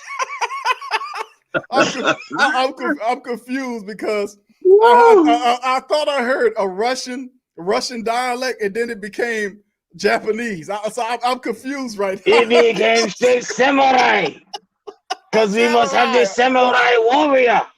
Okay. Do you understand me? Tell your son. Tell your son. We come to crush Falcons. That's it. Nah, bro. Seriously though, man. Down to the ball game, bro. At hand. Look, Trevor Siemian, bro. He will be excellent on Sunday, I believe, due to Coach Payton's magnificent offense. We've seen it already. We've seen it work on the Drew Brees system where he couldn't throw no further than 20 yards at the time. All right. You have Alvin Kamara out there. You have Mark Ingram, right? You have, two of the best duel that you can have, bro. We got 63 yards to get this man Ingram this rushing record amongst the Saints. I feel that that's going to happen Sunday. So I'm going to put my bet in on that there. Besides that there, bro, we're going to run a couple of, mix and match plays and stuff like that, bro. I see Deontay going into a lot of motion, you know what I'm saying, just for like the setup of something great in the end. Besides that there, man, I mean, like our defense, yes, we are, a caliber defense, and we gave up 4 touchdowns. That's something that I'm really, really, really concerned about. Also, still missed assignments. Not looking back at the ball at times. I understand Metcalf. He went in on. He pushed Lattimore down. Game before last. This game here. Finally, he got his TD on Laddie Daddy. Mike Evans got his TD on Laddie Daddy, bro, and hopefully that gives Laddie Daddy a little more fuel to his fire to go ahead on and play excellent. Besides that, there, man, I mean, DD he gonna do what he do, bro. Our defensive line, I think with Peyton Turner coming back this game, also I think that gives us more depth. So we're gonna see a constant rotation on the line.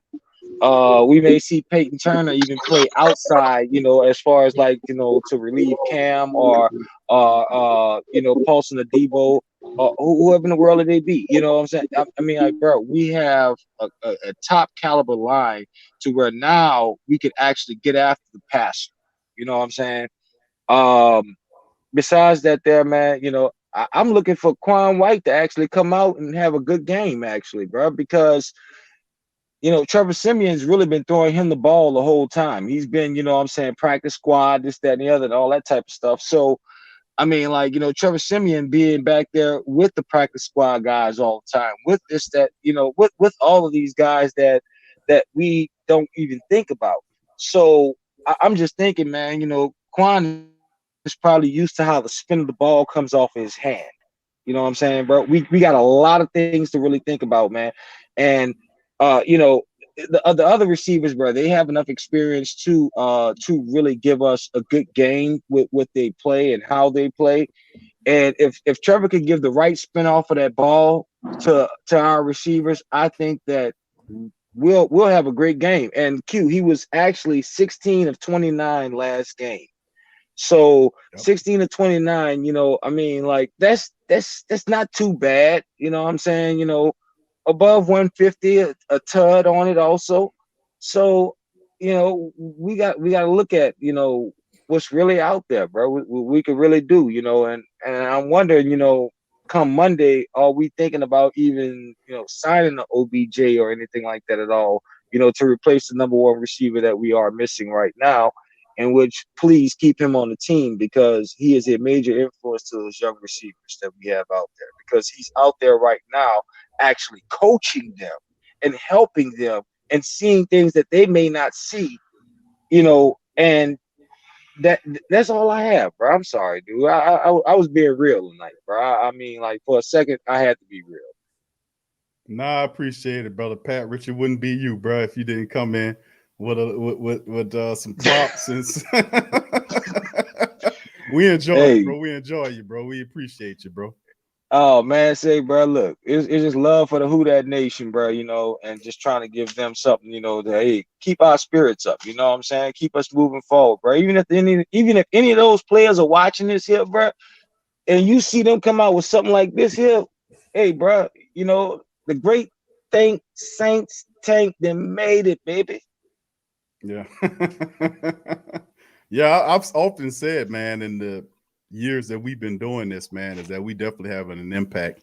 You never know who's listening to you, man. Like this stuff can be heard by people all over the world. They family members in Europe and Africa and Asia. And when I first started doing it years ago, I was like, they got somebody listening over here in Asia and the Philippines.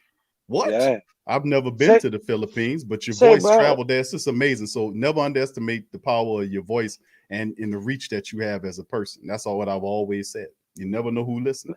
You know what I look at, bro? I look at like afterwards, you know what I'm saying? Like, say sometimes, bro, I may not catch the stream, right? But then, you know, you may have 95 likes or something like that there, bro. But I'll see like, you know what I'm saying, 111 likes. You know, when I see the stream and it be late at night, and I'll be like, man, look, I gotta go back to sleep, bro, because I gotta hurry up and get back to work tomorrow.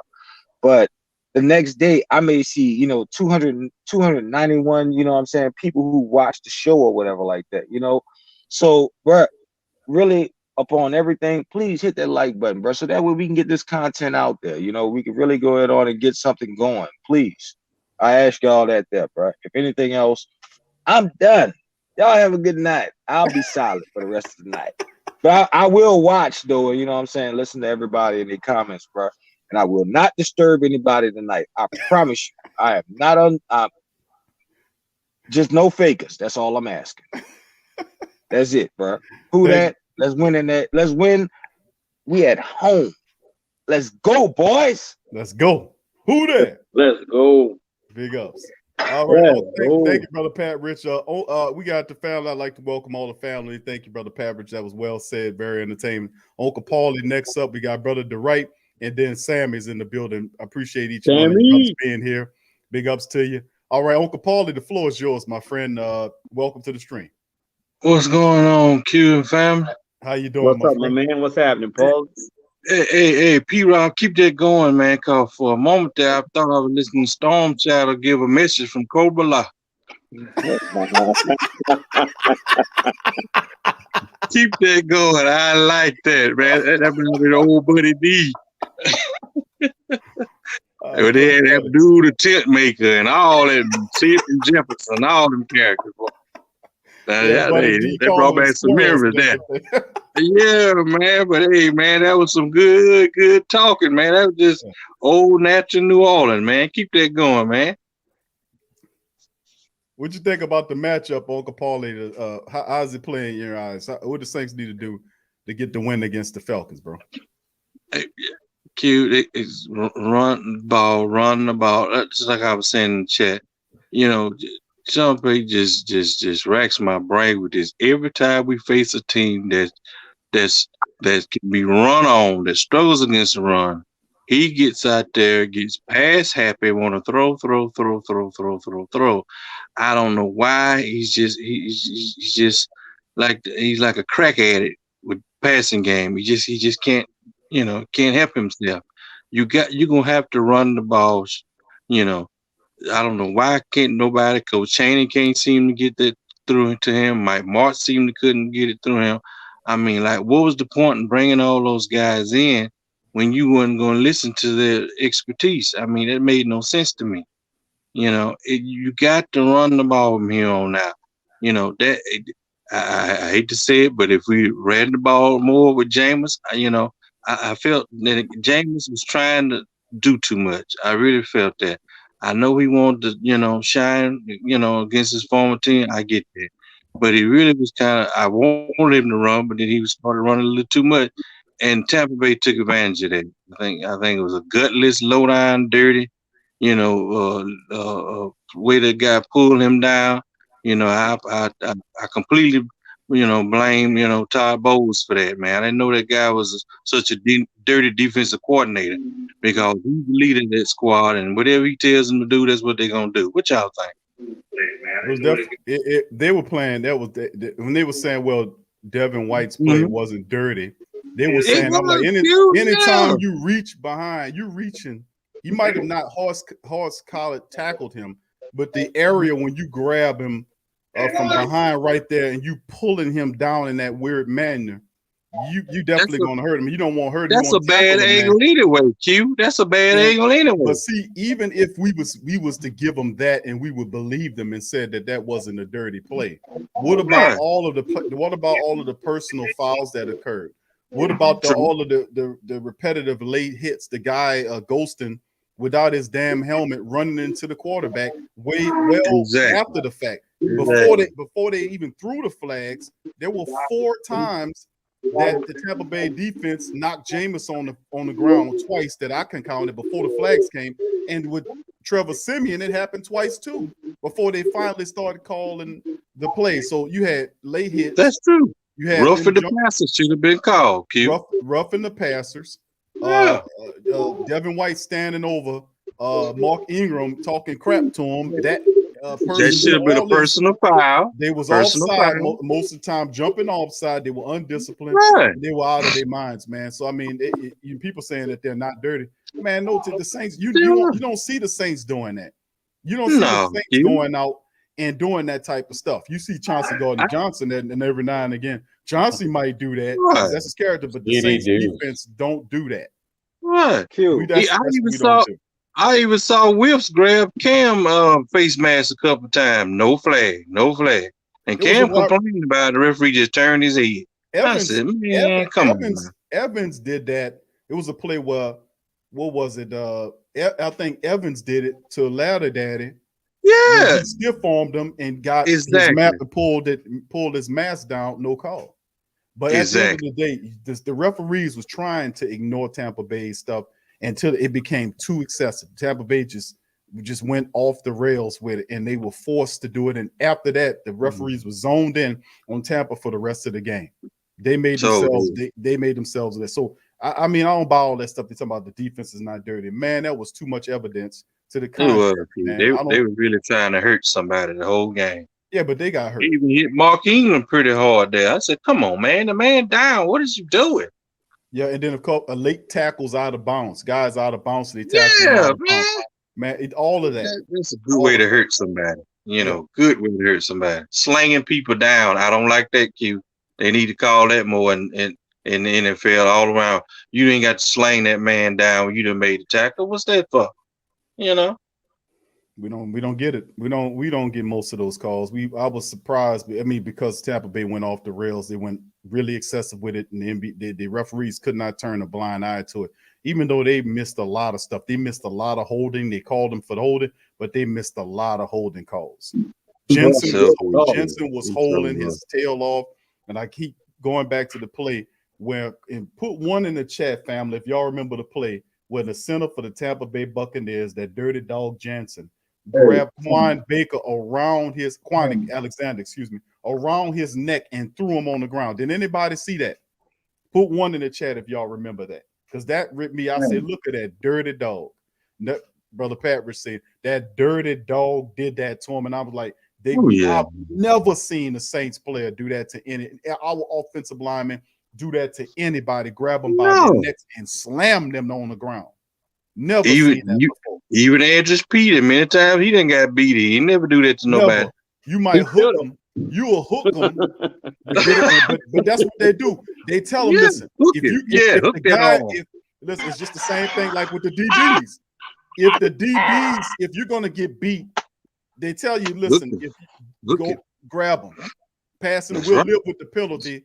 The penalty is better than the touchdown, giving up the score. So if you're going to get beat, just grab the guy. I get that. And it's the same with the offensive lineman. If you get beat, grab the guy, hook the guy. Don't let him hit the quarterback. Hit your quarterback. There you go. I mean, because sometimes you might, we don't see our guys get beat a lot like that. Pete Andrews been looking real bad, shaky lately. But I understand the philosophy. But no, we don't never grab nobody with their hands. This man had his hands on Quan's neck and slammed him on the ground. And I'm looking at that saying, where is the foul for that?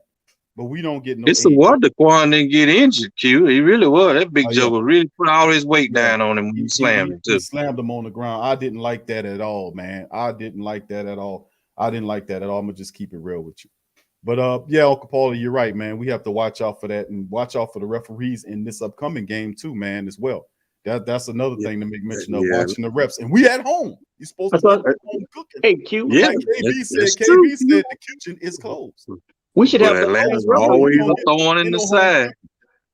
Right, ain't no cooking on the side. But thank Uncle Paulie for that. We're gonna move to Sam next. Then brother right, then brother Daryl. Big welcome to the stream, fam. Brother Sammy, the floor is yours, my friend. Who that, Sam? Hey guys, I would say this has been a crazy week. You know, we just beat the world champs without any receivers. We beat them with a quarterback we didn't expect to play. And everybody's calling for Odell. I get that talk. Odell Beckham's passed. He was an amazing receiver, but to quote Greg Williams, it's a production business. Where are we at? He hasn't done anything. He's a cancer. $14 million a year. Our strength as Saints fans, we know, is the character of our team, our locker room, and I think that guy's a cancer. I know he's from down there, but I think we need to keep him far away from our team. The second part of that is the money. I think right before we signed Mark Ingram, we had less than $1 million. Next year, we don't have a quarterback under contract, so whether it's Russell Wilson, Jameis Winston, we are maxed out financially. We've pushed all the money to future years, and we did this once before after our Super Bowl years, and what it cost us was 7-9, 7-9, 7-9, because we were paying 7 or 8 people that weren't on the team, and we couldn't go out and get guys. So I think we have to be real conscious of the fact that the team we have right now just beat the world champs without the guys we're trying to replace. So I say we go with the guys we have. And I like our schedule this year. It's probably the first time I can say, but we have a favorable schedule. We've got Dallas. We got the Titans without their running back. We got the Cowboys and we got the Bills. Outside of that, I don't see a game we can't win with the defense we have, with our running game. Bringing in Ingram made sense. He knows the system. We bring in a guy like Odell, you got a month of him learning a system under who knows what quarterback it is. I think Taysom's actually going to start next week. I think Taysom's not starting this week because they didn't know if he'd be able to play, getting through the concussion protocol earlier in the week, so he didn't get a full week of practice. I would expect Taysom to play next week. I don't think he's not necessarily my choice. But from everything I've read, that's the reasoning behind Sean not going with Taysom. So that's all I got, guys. Thoughts? Let me know. That's well said, Sammy. You got one quarterback under contract next year. That's Ian Book. He's the rookie. So I mean, I get what you're saying. You won't bring a veteran in to compete with him. I understand that, and you're gonna have some guys out there the Saints can peek at. A lot of people gonna want Jameis to be in the mix, and I think I think he'll come at the right price, and that's the curse and blessing of this thing. You know what I'm saying? Blessing is he gets cut down, and of course his value in terms of his money. I don't think. Right. I think it'll be more inclined to stay with New Orleans during his rehabilitation process to get back healthy, and stay in the building and offer. I can see a hometown discount to stay with the black and gold. But he sees that this is something special and to be a part of it. So I agree. So yeah, all well said points there. The Odell Beckham thing. A lot of people kind of feel the way you do about Odell Beckham. Some people think that Odell Beckham doesn't fit what's going on in the black and gold building, and that we're good with what we got. I don't know what happens with the Odell Beckham thing. I personally, from a monetary standpoint, the Saints didn't get the trade straight up with Cleveland because the money wasn't right. They wanted Cleveland to absorb some more of that money. Cleveland said no. Saints said, okay, keep him then. When they finally released him, and the reports indicating, I just looked it up maybe about 40 minutes ago, they were saying that he would be released Monday and into the waiver situation Monday, and I think it takes 24 hours or so for him to clear waivers, and then we'll find out maybe Tuesday or so what team claim him, and then the order of the teams go according to the standings of who from worst to first. So the Saints, when I last checked the standings from worst to first, I think the Lions are the worst team in the NFL. They're number one. They got the Dolphins and Texans, all these other teams up there that's pretty bad. The Saints are like 23rd or 24th on the waiver wire. So that's a long way for him to drop to the Saints. And like I said, he has no control over his future as long as he enters that waiver. A team could put a claim on him, and they can have access to him. So I don't think we get him that way. I mean, we could have had him if we'd have traded for him straight up. So I don't know about the Odell Beckham thing, to keep it real with you. Well, not only financially, but how would he fit with Mike? Because egos and egos and egos. That's the reason we got rid of Brandon Cooks. Not only could he not high point the ball, he wasn't a great run he wasn't a great yak guy. He wasn't shifty with straight line speed, but Mike and Odell, I don't think would coexist because I think egos would clash anyhow. Right. Well, yeah, a lot of people agree with you on that, Sammy. Listen, Right. As far as Mike Thomas is concerned, I know Mike, but I like Odell. I like Odell Beckham, but Odell's unpredictable. Let's keep it. Yeah. And Mike is a once in a generation, bro. He's on Yeah. You have no idea what you're getting with Odell. And listen, Odell. Listen, like I said, if you think about it like this, what I just said. Remember going back to what happened with the Saints, the whole situation that occurred with Coach Payton and Mike Thomas going back and forth over the surgery we witnessed that in the offseason. Mike Thomas could have really went out and told his entire side. Right. All he did after all that was put out a cryptic tweet. Y'all remember that? Right. Yep. They said that he was to the effect, I don't remember it verbatim, but he was saying he was trying to throw dirt on his name or sully his reputation or whatever. And I was like, Mike, what you talking about? Give me some more information. He didn't. But a couple of days ago, Keyshawn Johnson did. I played it on the show a couple of days ago where Keyshawn said what had really happened, and he was saying that it wasn't Mike Thomas alone. The Saints and Mike Thomas made the decision on when the surgery, waiting on the surgery and when the surgery was going to occur. So why would they then go back and pretend like it was all on him? I did not understand that, but that's two different vantage points right there going on. So you decide on which one you're going to roll with. That's not up to me to say. Right. But like I said, he could have, and now Odell Beckham, it was in that situation. Odell would have outed it. He would have put it all out there on the block. He would have put it all out there. Mike held it back, didn't say nothing. The Saints came to him and made it right. And I'm saying that took something, because he could have outed the Saints and told them, they told me to do this, that, and the third. He didn't do that. That speaks to character, man. It really does. So, I mean, but Odell's that conflict between him, I think Mike's a little more mature. He did some stuff in the black and gold building. I think he knows that his position is safe. He's not coming from a place of insecurity versus Odell with all that talent. I don't know. Odell, if he coming in with that mindset, I just want to win. Well, we've been winning. We don't need you to save us, Odell. We just need you to come here and help improve what we already got upon. Like with Jameis. Jameis, we don't need you to save us, Jameis. Just come on in here and do your part, and we're going to be fine because we already winning. We just need you to help us go a little further. So, I mean, that's the mindset. But I like Odell Beckham's talent. But his character, he is an unpredictable guy, and that's not saying anything negative against him. Thank you, Sammy, for your comment. Brother DeWright, what's up, Peyton? Good to see you in the chat, man. Who that to you? Brother Daryl, much love to you. Good to see y'all brothers in here. I'm going to get to you guys. We got Brother DeWright next, and then Brother Daryl, and then we're going to come to you, Peyton, all right? All right, Brother DeWright, you got the floor, bro. Yes, sir. What's up, Q? Fellas, how y'all doing, man? It's so good to be on a Friday night with the fellas. Let me tell you, you already know. Looking at the up-and-coming game with the Atlanta Falcons.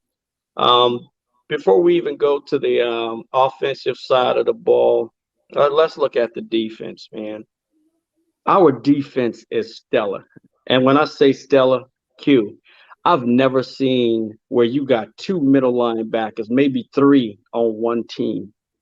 They all have the capabilities to play the run. They all have the capability to play the pass.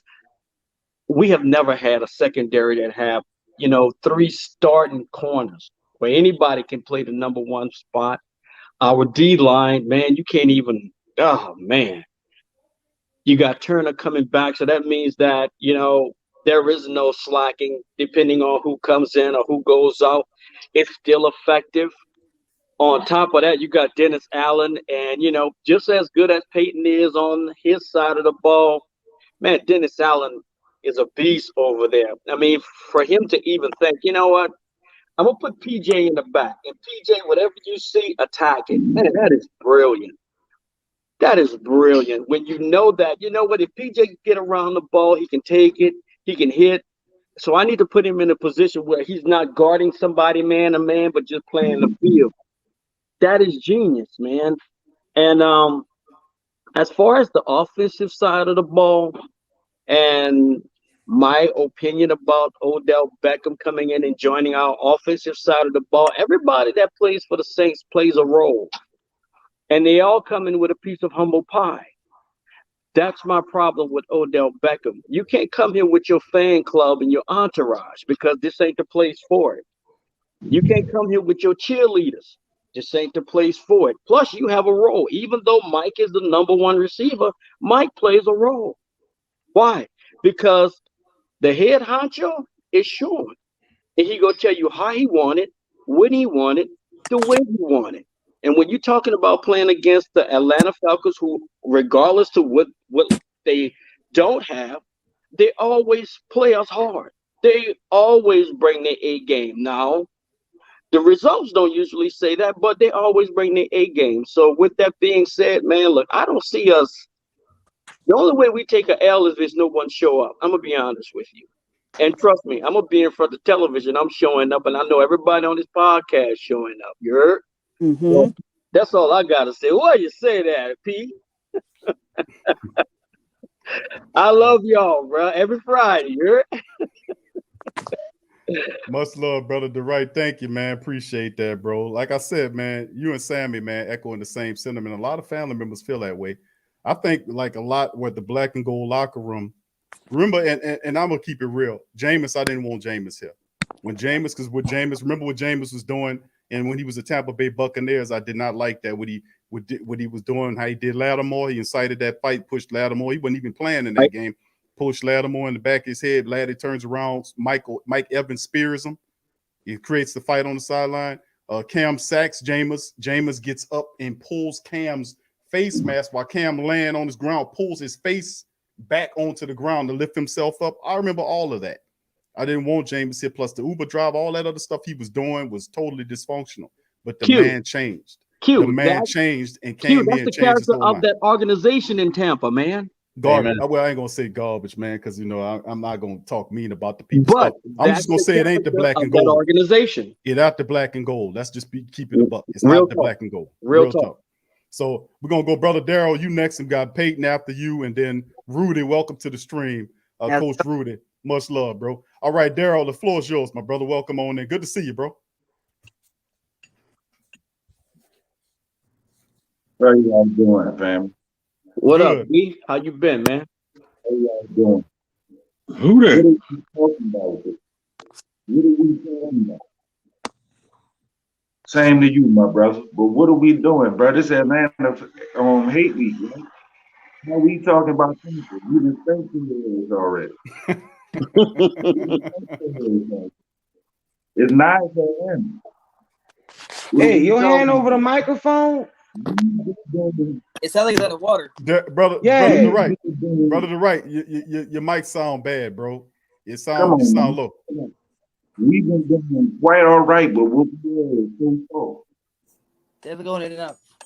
That boy's on a surfing turf. We can't hear you, bro. We can't hear your mic good.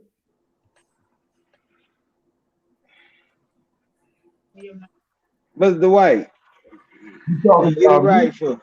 Yeah, I can't hear you. I can't hear you that well, Daryl. Nah, I'm on Metro PCS, nigga. That's what I'm on. Oh shit! I got it on Wi-Fi though. But that microphone ain't nothing. Now they got the blue head. I'm trying not to. I feel like this, so don't play with me. No, I ain't gonna lie. That microphone ain't shit right now, bro. I mean, like you can hear me clearly, but really though, you sound like you underwater though, cuz. You got, bro. See, do you have you got a headset you can put on, Daryl? Yes, I do. Yes, I do. Yeah, we're gonna put your headset on, bro, and we'll go to the next. Y'all go. I thought we were family. We are family. I can't hear you though. I can't hear We you. can't hear you, D. Real talk. We can't hear you, bro. She has some good points. I just wish I could hear them. Yeah. Well, look, Daryl, I'm gonna go to the next man. Just get your headset on. Stay right there, bro. Then I'm gonna bring you back in. Give me 1 second. Give me 1 second. All right, that's cool. All right, Peyton, bro. The floor is yours. Welcome to the stream, bro. Yeah, how's everybody doing tonight? What up, P? How you doing, bro? How you doing, man? Yeah, man, we taking on the Falcons this weekend. I'm gonna be there in the dome for the first time in like 3 years or something. But that's not really where my concern lies with this team. I think that they're gonna breeze through the game because I think we got all those bad losses out of our system. That's normally happens a couple times a year. You know, we lost one of the Giants and we should have won that one. The Panthers, I mean, we had a lot of factors that played into that loss, but I think we still should have won that one. But I think we're going to beat the Falcons this week. My concern lies later down the road. Can a guy like Trevor Siemian or Taysom Hill come in there in a big moment and make that big throw that's going to win us a playoff game or take us to the next level, take us to a possible Super Bowl? Like, do y'all think that either of those guys can lead this team? Because we got the running game, we got the defense, we got the coaches, but at some point or another, one of those two guys is going to have to, be bigger than the other, man. Hey, but that's a good question. Yeah, that is a great question. That's a hell. That's all I got. I'm gonna listen to a response because I'm at work. My boss will be tripping on me if I stay on here. Thank you, Peyton, bro. You too, bro. Appreciate you, man. I think, Q, if I can answer that, I think brother. If those two, the two that he named, I'm not too sure about Taysom. I'm not, because he have a tendency to get shell shocked in the pocket. He does. But if Trevor Siemian plays within the confines of what Sean Payton is asking of him, because if you notice, Sean Payton is doing something with Trevor Siemian that he didn't even do with Teddy Bridgewater. He's letting him go through reads and letting him, run the offense.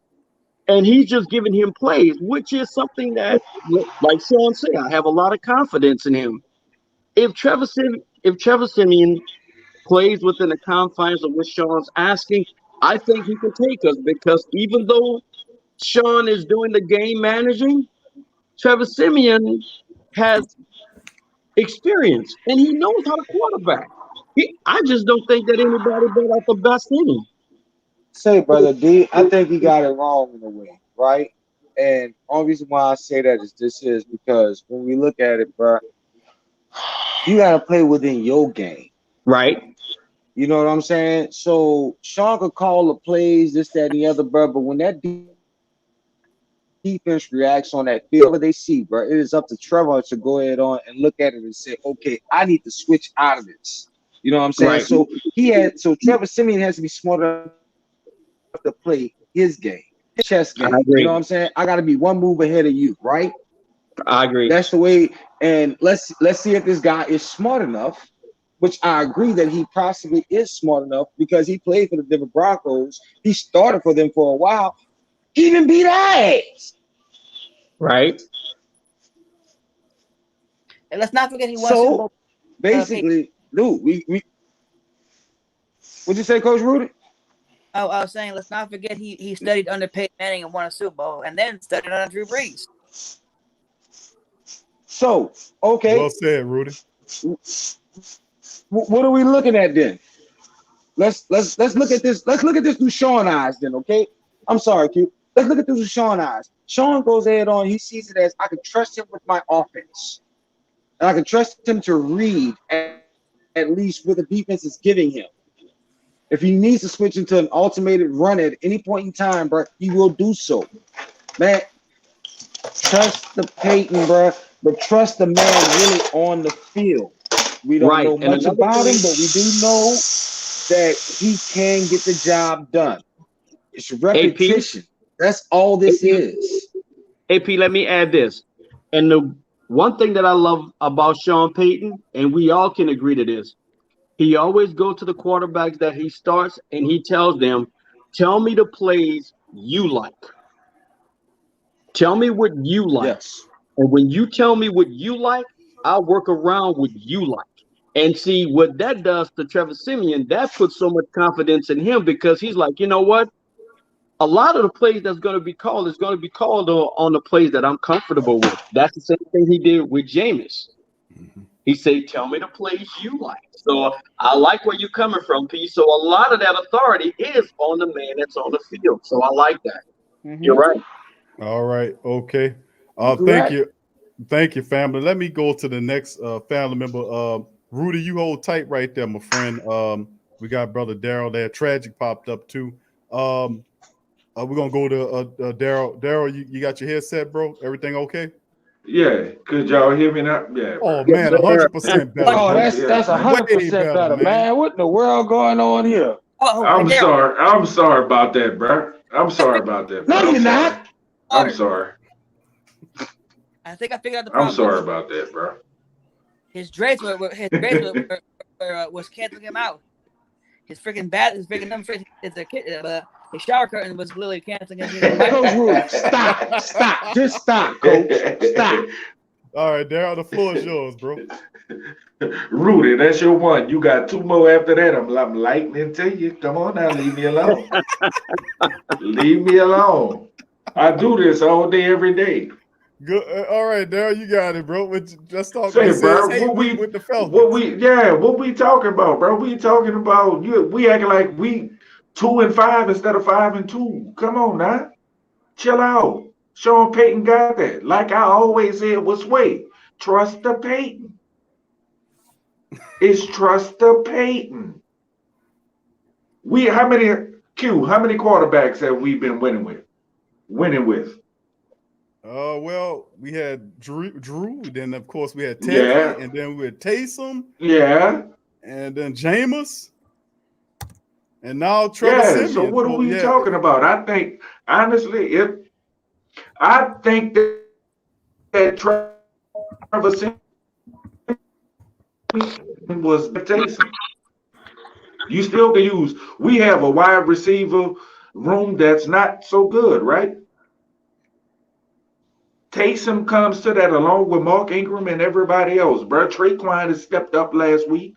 So I would love to have Odell. But at the end of the day, bro, if we don't get him, what we gonna do? We still gotta work with what we got. So what are we talking about? Let's deal with what we got right now. They counting us out already. We down and out already, bro. What? Nah, son. We good. We good. We don't look like a. Uh-oh. He froze. Uh-oh. Brother Daryl, you still there? Type defense. There you go. Man, he told you he got Metro PCS, man. Come on. You froze for a little bit, brother Daryl. Go ahead and finish your comment, bro. Hey, you for who that is? Patrick? Yeah.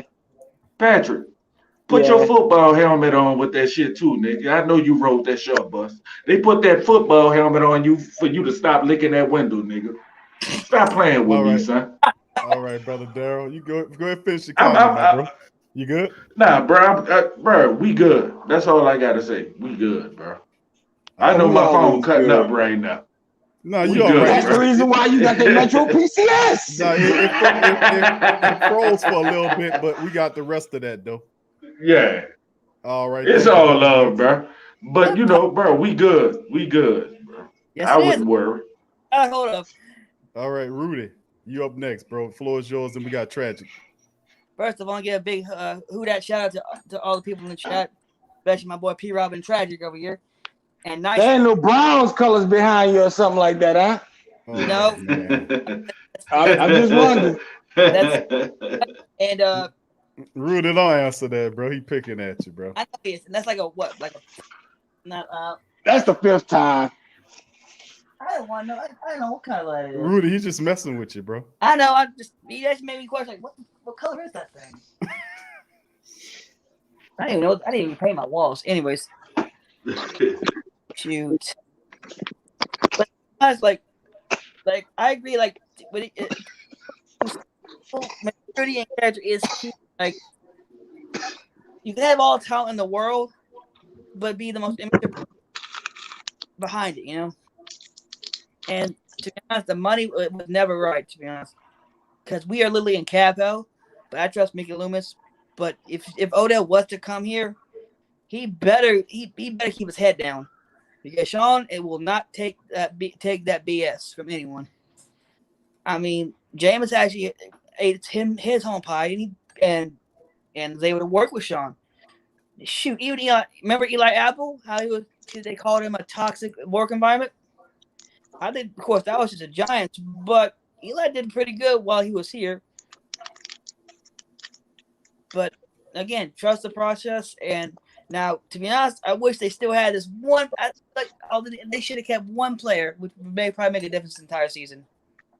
On either side of the ball, to be honest. Mostly special teams. We should have kept Lawrence Woods. But I know it's a little off topic, but, you know. To be honest, and I agree with you, Big Q. Odell is very, very unpredictable. To be honest, you don't need that kind of cancer in the locker room. I mean, need I remind everyone that Sean Payton did a fire cell purge in 16? It's like, we got to fix this. Everyone who's cancerous, get the hell out of here, you know? Well, let's see something. You got something to say? I said that a lot. Yeah, I heard you, dude. Oh, my bad, bro. Well, never mind. No, finish your statement, bro. I'll leave that alone, bro. He know that Adrian Peterson and Sean Payton didn't turn out too good either, did he? Nope. Right. Damn. But I'm just glad, first off, I'm glad Mark Ingram's back. That will bring a big boost to the run game and give Kamara his much needed rest. Whatever, boy got the Chardonnay out.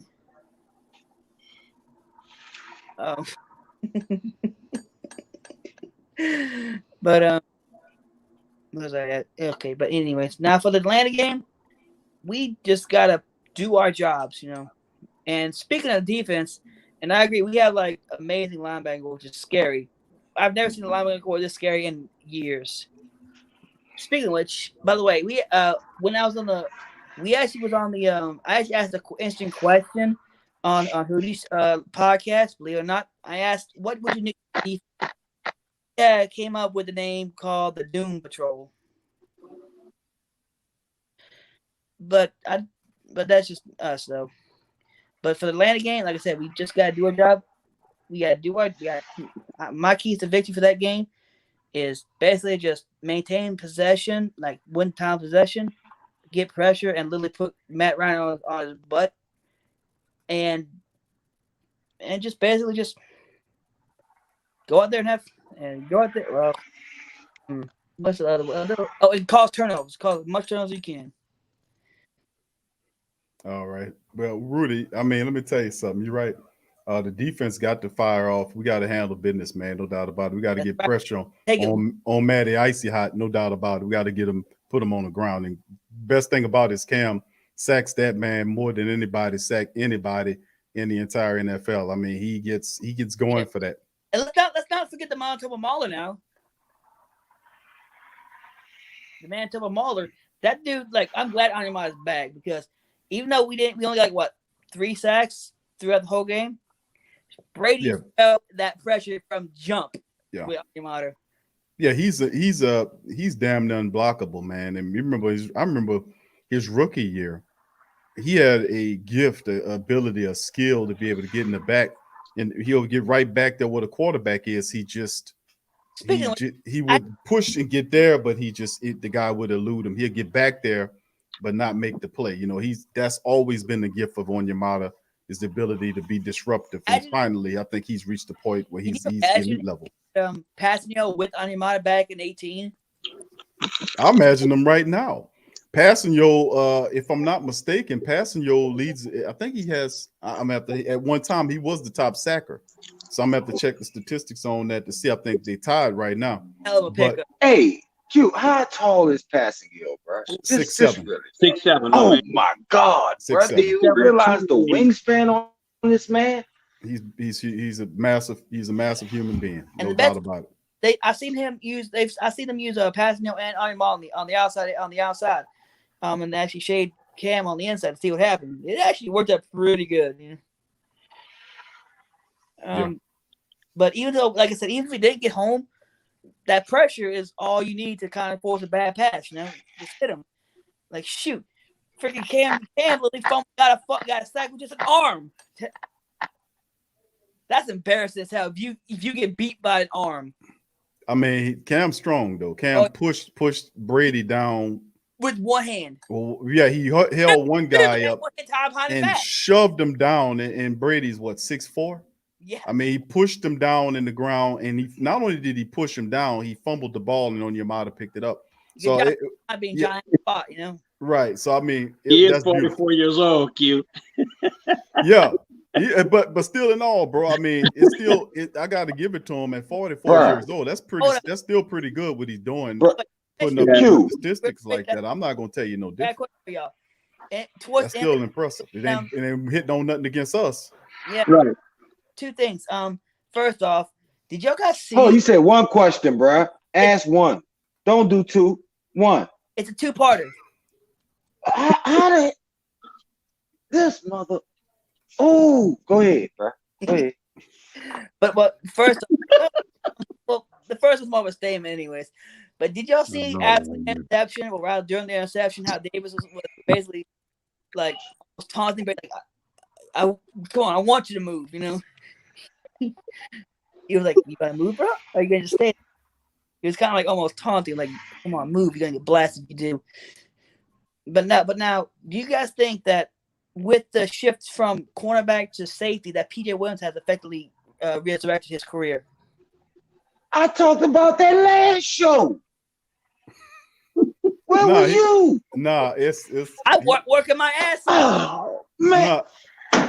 Well, I mean, listen, bro, listen.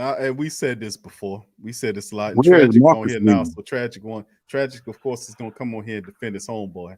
We know what Tragic gonna do as soon as he gets an opportunity. Oh, P-Rob salty. P-Rob salty. Nah, he ain't salty about P-Rob.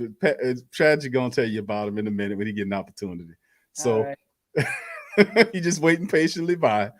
But I got to give credit to, like I said, Coach Richard, man, who's our defensive backs coach. I mean, not only is he a really good communicator, but I think a big part of his coaching acumen is his ability, his motivational ability. Oh, yeah. I mean, he took Ken Crawley, he took PJ Williams. Those guys, you could see in their games, the confidence was waning. These guys were flawed fundamentally, and he helped these guys to see the game differently. And you've seen major improvement from PJ Williams to the point that PJ Williams leads the team in interceptions right now. Yeah. I'm glad that they don't look like a bunch of stooges and clowns back there. You know what I'm saying? Boy, what a difference a year make, right?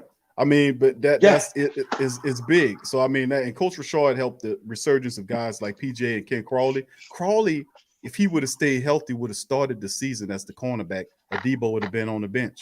That just goes before you have the hamstring issue that occurred that stopped him and floored him. And speaking of Adebo is a rookie, fellas.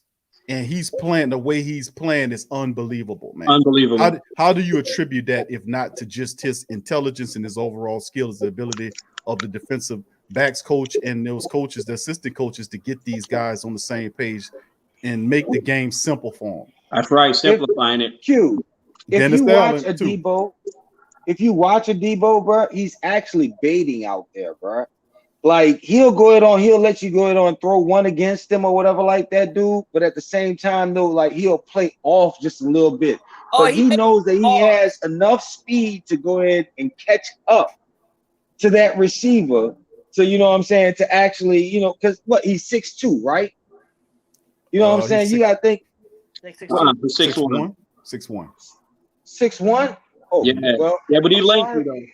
Yeah, but he's long. Yeah, but you know that's pretty lengthy though. You know what I'm saying? And his speed is enough to be able to catch up, bro. Because the little in routes they be running on him and stuff like that, but the 10 route and outs and stuff like that, bro, he catches on to that real quick.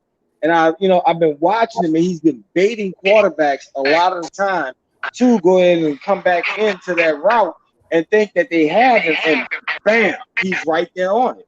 Yeah, somebody's stuff is feeding back. You all right? You all right, brother Patrick? Next problem. Oh, okay.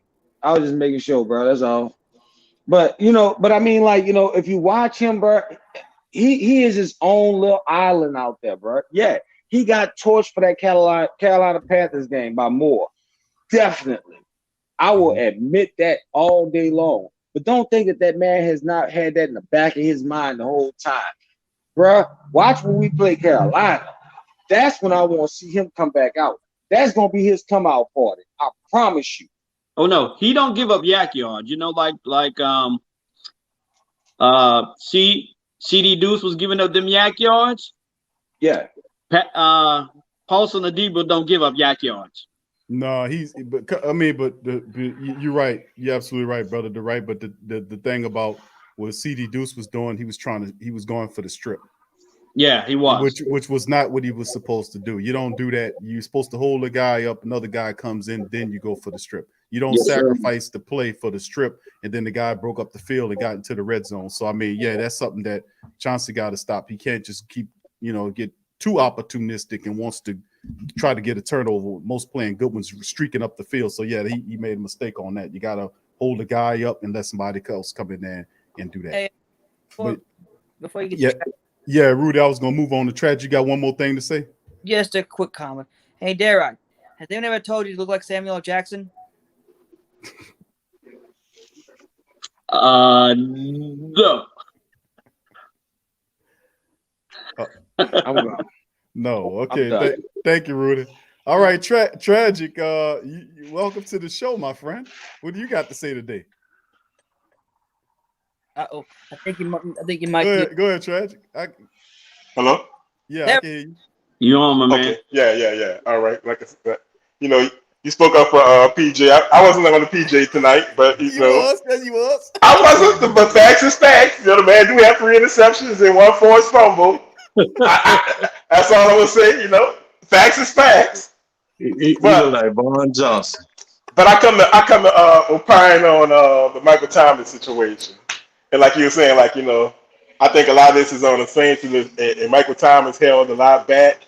He may have held back because in the past when he was in that fight, they could have took his signing bonus, and all that was in jeopardy. So, and a lot of players, Malcolm Jenkins and all them kind of calmed that situation down where his money didn't get placed in jeopardy. So he might have when it was this time on the Saints, I think he kind of kept quiet because they held his back. So this time he held their back. But so that shows he's growing, he's mature, and like Martin Luther King say, the measure of man is not when he faced with comfort and convenience, but when he faced with challenges and controversy, you go find the measure of a man's character. So that's what Michael Thomas finds himself right now. But that injury, that ankle injury, is a serious injury. And like I said, when they first were talking about weeks, I knew it'd take about a year, 9 months to a year, and possibly over for that type of injury. And then by him coming back at the end of last season of play, that put that timetable more in jeopardy, and that kept resetting the timetable. And then that surgery that he had, that surgery, I'm sure the team told him to hold off on that surgery, because that surgery that he got on that ankle, it's a very risky surgery. It's not a surgery that's 90% that's effective. That surgery is almost like a 50-50 type surgery, that loopering surgery that they talk about. You gotta drill holes in the ankle.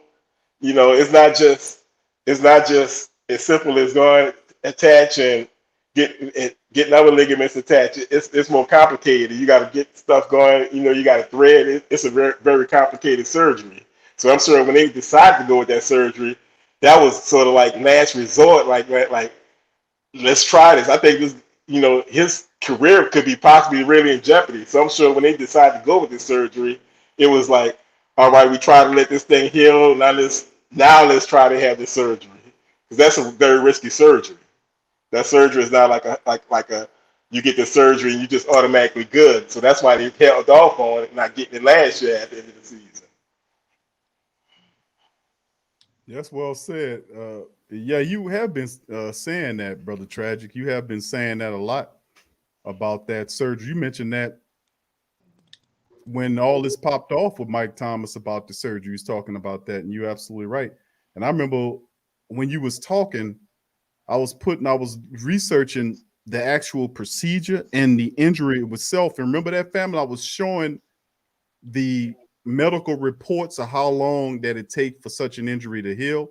I was also showing medical charts and graphs of what it looked like and what they had to do to go. All that stuff while Tragic was talking, we covered that. And yeah, that's the seriousness of it. Even though they're playing it down, though, for real, they really are playing it down. So, man, that's why I kept saying, family. Yeah. He needs time. He gonna need time on that thing. Like, and he got over. And remember, family, it was like all because Mike got ran up on. Remember, he was blocking upfield, and the guy and Latavius Murray ran up on him, and that's when it all started. And we've been dealing with this ever since. It was the first week of last year when we beat Tampa Bay. He was blocking downfield for Latavius Murray, and he got ran up on. When we had the game in hand, when Sean Payton was running up the score. We had, but see, the thing is, like I often said, like even the coach used to tell me that when I was playing, he would say, listen, if you got to push that guy in the stands, you push him in the stands and don't stop until you hit a whistle blow. Right. That's what he said. He said, don't play, clear him out. Clear him out of there. So, I mean, and you know, Mike was blocking and the man ran up on him. We've been dealing with it ever since. All right, so whoever got they Wallace. I think you got it on speaker, Brother Wallace. Could you take your there you go. Thank you, brother. All right, so Tragic, that was well said. You won't add to that, my brother, before I move on to the next. You have anything? What talk about the Falcons? What you think happens in the Falcons and Saints matchup? How we get this win, bro? I think I believe we win this game, but I think a player that you know, it's always those players that you don't hear about that and with Wrigley out, one of the moves I heard that the Falcons signed was this guy off the practice squad was this guy Max Hall, and he's supposed to be like super fast. So I'm sure there's gonna be a lot of focus is going to be on Pitts, and we're probably going to be looking at Gage, but this guy Hall is the guy that we don't have much film on, and I can see him possibly getting you know, mashed up on somebody and possibly, you know, getting a deep bomb on one of our number 2 or 3 cornerbacks. Whether it might be like a busted coverage type of thing. Like I said, it might be because, like I said, I don't think they're really paying too much of the guy. Most of the focus is going to be on Pitts and Patterson. But they have a guy that they signed off that practice squad that has some serious speed. But I still think we're going to win. I think you're going to see us score something like about 30. Jesus I'm going to Christ, say about why is 33. this guy wishing bad on the Saints? 33. I'm going to say Saints 33, Falcons 17. Wow, 33-17.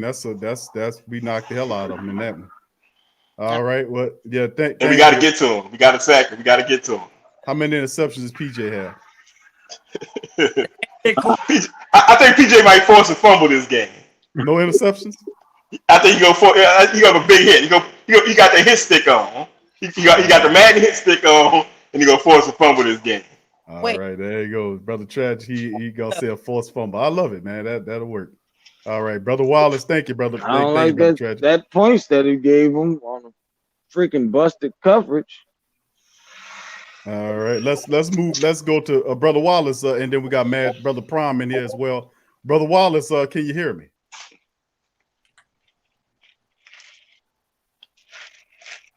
Yeah, I can hear you. What's up, baby? How you doing, my brother? Who that?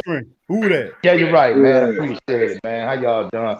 Only thing I want to say, yeah, you're right. Only thing I want to say, man, with our quarterback, bro, I think he's gonna be all right, man.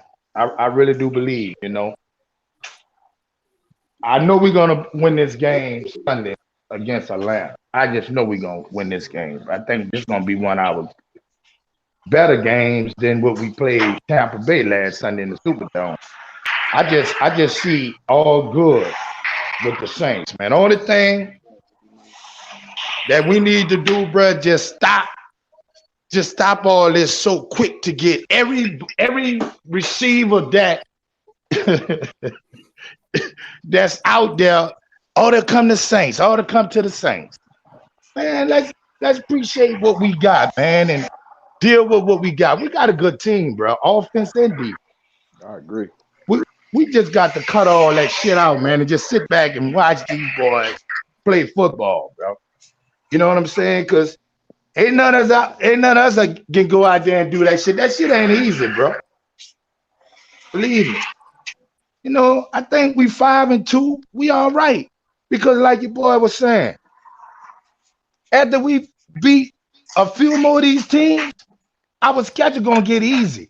And long as that quarterback, Sean Payton, coaching him, practicing with him, he's gonna get better and better. That's all I have to say, man. I enjoyed the show, bro. I like, hearing about the Saints with y'all. And I just want to be a part of it with y'all. We all love the same team, man. Who that? Who that? Who that to you, brother Wallace? Appreciate you being here, bro. Appreciate that. Yeah, you're right, brother. All right, we got brother Prime is the next up on the stream. Brother Prime, can you hear me? Yeah, mic's muted. Brother Prime? There we go. Brother Prime? Wow, we got the Metro. All right, Brother Prime. He got that serious Metro. All right, we're gonna let Brother Prime. We're gonna go. J Dog, you on here, bro? J Dog, they got Dog. Oh yeah. What up, man? Well, who that to everybody? What's that? Who that, bro? Who that, man? Welcome to the stream, bro. You got the flow, my friend. Oh, yeah, I ain't got much to say, man. I just wanted to get my score prediction on his ass whooping. We about to get a dirty birds. Yes, sir. All right. I'm thinking Preach. 35. Testing. And I got you, Brother nice. Prime. Okay. Hold on, just for a second, Brother Dog talking. Then your flow after that, Brother Dog. Go ahead. It's all you got the flow. Yeah, I was saying my score prediction 35-14, and I'm being nice, giving them a 14. I know they play us hard, but they ain't got enough to hang in there with us. They just ain't got enough this year. Yeah, Fontenot got a lot of work to do, bro. We said that when he went over there. Yeah, it's gonna be bird guts everywhere. Yeah. I just want to say that. Come in and get my score prediction. All right, appreciate you, Brother Dog. Appreciate the score, man. Bird guts everywhere, Brother Dog say. All right, guts everywhere. Bird guts everywhere. Brother Prom, welcome to the stream. You up next, bro. Good evening, gentlemen. How all the brothers doing? Y'all doing good? Yes, sir. I'm going just fine. Well, Sleep on the front porch. I see you getting that work Yeah. in. But Oh, I just no. want to start off this by saying a little something about some levity. Men in Black, when you ask your boy if you look like Samuel L. Jackson, this the quote from History World Part 1, Mel Brooks, and you look like a bucket of shit. See, you gotta be old enough to catch that joke. When you was playing Louis the Fort, told me like you looked like the piss bucket boy. Right. So with that Piss being boy. said, History of the world Part 1. but what I wanted to say was He reached to make that work. Quan Alexander, that was a smart play he made on that interception by PJ. Because if you notice, his momentum almost carried him to the sideline to knock PJ out of the play, and he stopped. That's what I'm called smart. That was a real smart heads up play. He didn't let his momentum carry him forward. And also, I love what Men in Black said about your boy looking at Brady like, all right, you gonna move? I dare you. And I'm glad he didn't play like a Tampa Bay sucker player and just went on and hit him anyway, just for the hell of it. And as far as needing a receiver, I know a lot of people talking about Beckham and everything. Yeah, he got a lot of talent, but he has a lot of attitude problems. He look like he's more one of those me first type of people, and we don't need that to ruin the chemistry. Because if we do pick him up, does that necessarily mean we're gonna get rid of Thomas? Because we can't afford both of them. Hell no. We can't afford both of them. I agree. I agree with what Patrick said.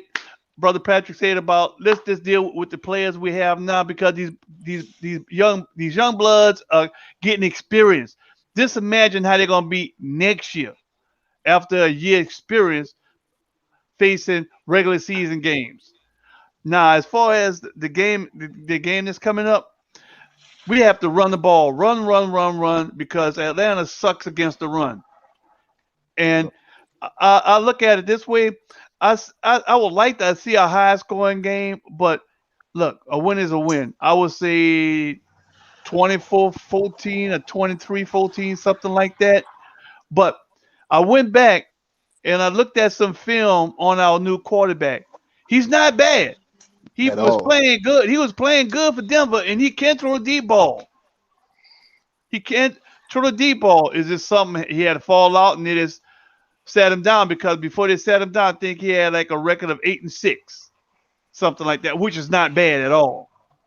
So I'm not worried. I think everything is gonna work out fine, and Jameis is gonna come back from this injury next year, and he's gonna sign a long-term contract, and we're gonna be set.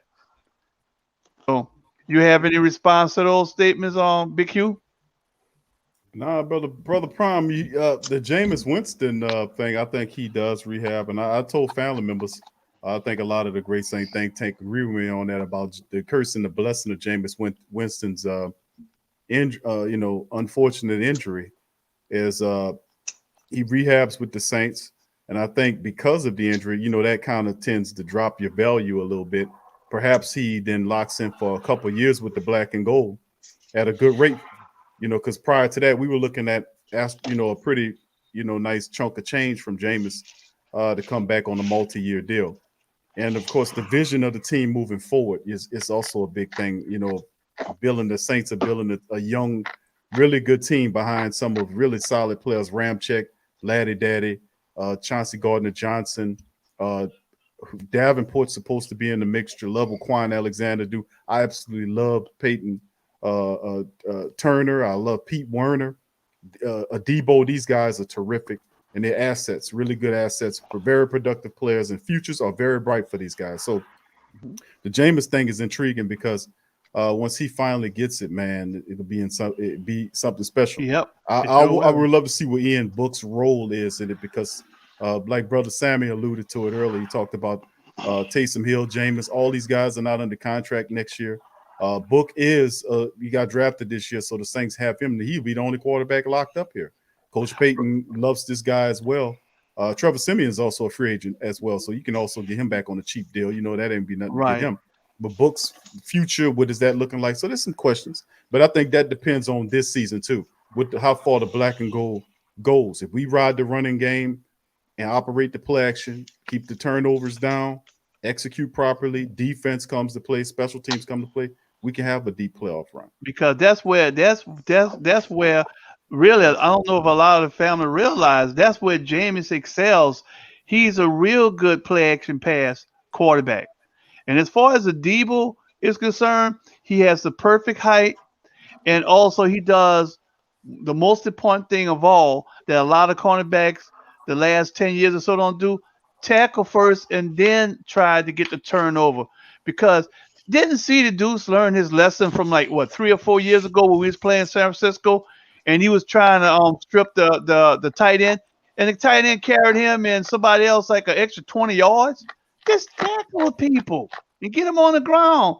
Then you worry about getting a fumble, because it's the yak that really kills us, especially with Ceedee Deuce and other cornerbacks that try to go for the ball. Just tackle a man down. And if you notice how many times in the game, I know everybody in the panel have noticed this before, not only in Saints games, but other games, where the running back or the wide receiver is stopped short, but then you got somebody coming from the rear to play, it knocks the person forward for the first down. and that play that Jameis got hit on, whatever Tampa Bay player name was, that was dirty. That was dirty because he basically passed him and he had to like reach to tackle him, and it was momentum carried Jameis in the weird awkward position if you go back and look at it. Yeah, that was dirty. That was dirty ass hit. Hey, Prime. Look, bro, that was Debo Samuel he was trying to tackle, bro. Yeah. CJ Gardner-Johnson was trying to tackle, bro. He is built like a tight end, but he is a wide receiver. That's just like we have Johnson, who is supposedly a tight end, but this dude is more like a wide receiver, bro. Right. And I mean, like we need to put him more into play. I agree. If everybody agree with me, say Hey, why I agree with you. why he don't get that much playing time? Because the other guy is really not impressing me. He catches the ball 50-50. The other tight end, Troutman, Fishman, whatever his name is. Troutman, yeah. Else That's Caruso. true. So Yeah, what, they Juwan not Johnson? using Ty Montgomery enough for me. I know that's true. So what, Juwan Johnson? He must not be a good blocker or something. Like, why he don't get that much playing time? I don't know. I don't know, but they were interviewing oh God, was it your boy's name that plays defensive end? Brother, I can't think of his name right now. That's been with us a while. Plays defensive end. Cam? Cam had say the interview, and he made a comment about Atlanta's new tight end being light in the ass. Now Pitts, the rookie? Yeah, he said he was light in the ass. That's all they I'm got. like, okay. So now you know you gotta play now. I say we get about 6 or 7 sacks in this game. All by Cam. You know Cam love Matt Ryan. Oh yeah, he love that motherfucker. Hey, Mage. yeah. I have a question to ask you. Because I do agree we should run the ball. Because Pound the Rock basically run so hard, basically just slam it down their throats. Old school smash mouth football. But are you if we do run like pure run against the Atlanta? Are you expecting to see maybe like a 6-game in the rushing touchdown department by either running backs, like on Christmas against the Vikings? More or less, I think we should get, and I'll see how the panel feel about this. We should get at least 200 yards rushing on this defense. I think it'd be 60 rushing, 40 through there to keep them at bay.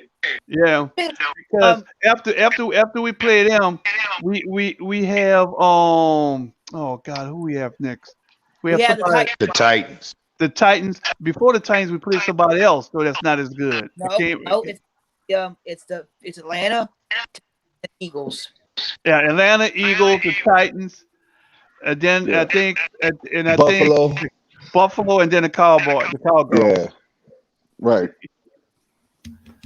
So we could do this. We could do this. We can. I'm still sticking to my prediction at the beginning of the year, either 12-5 or 11-6. I'm still sticking to it because we got the defense.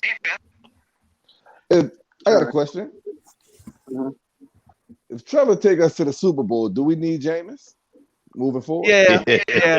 You know how the Saints fans is. Yeah, we're gonna love him to death. Right. You hear me? Yeah, but we gotta be real. Okay, hold up. We gotta be real.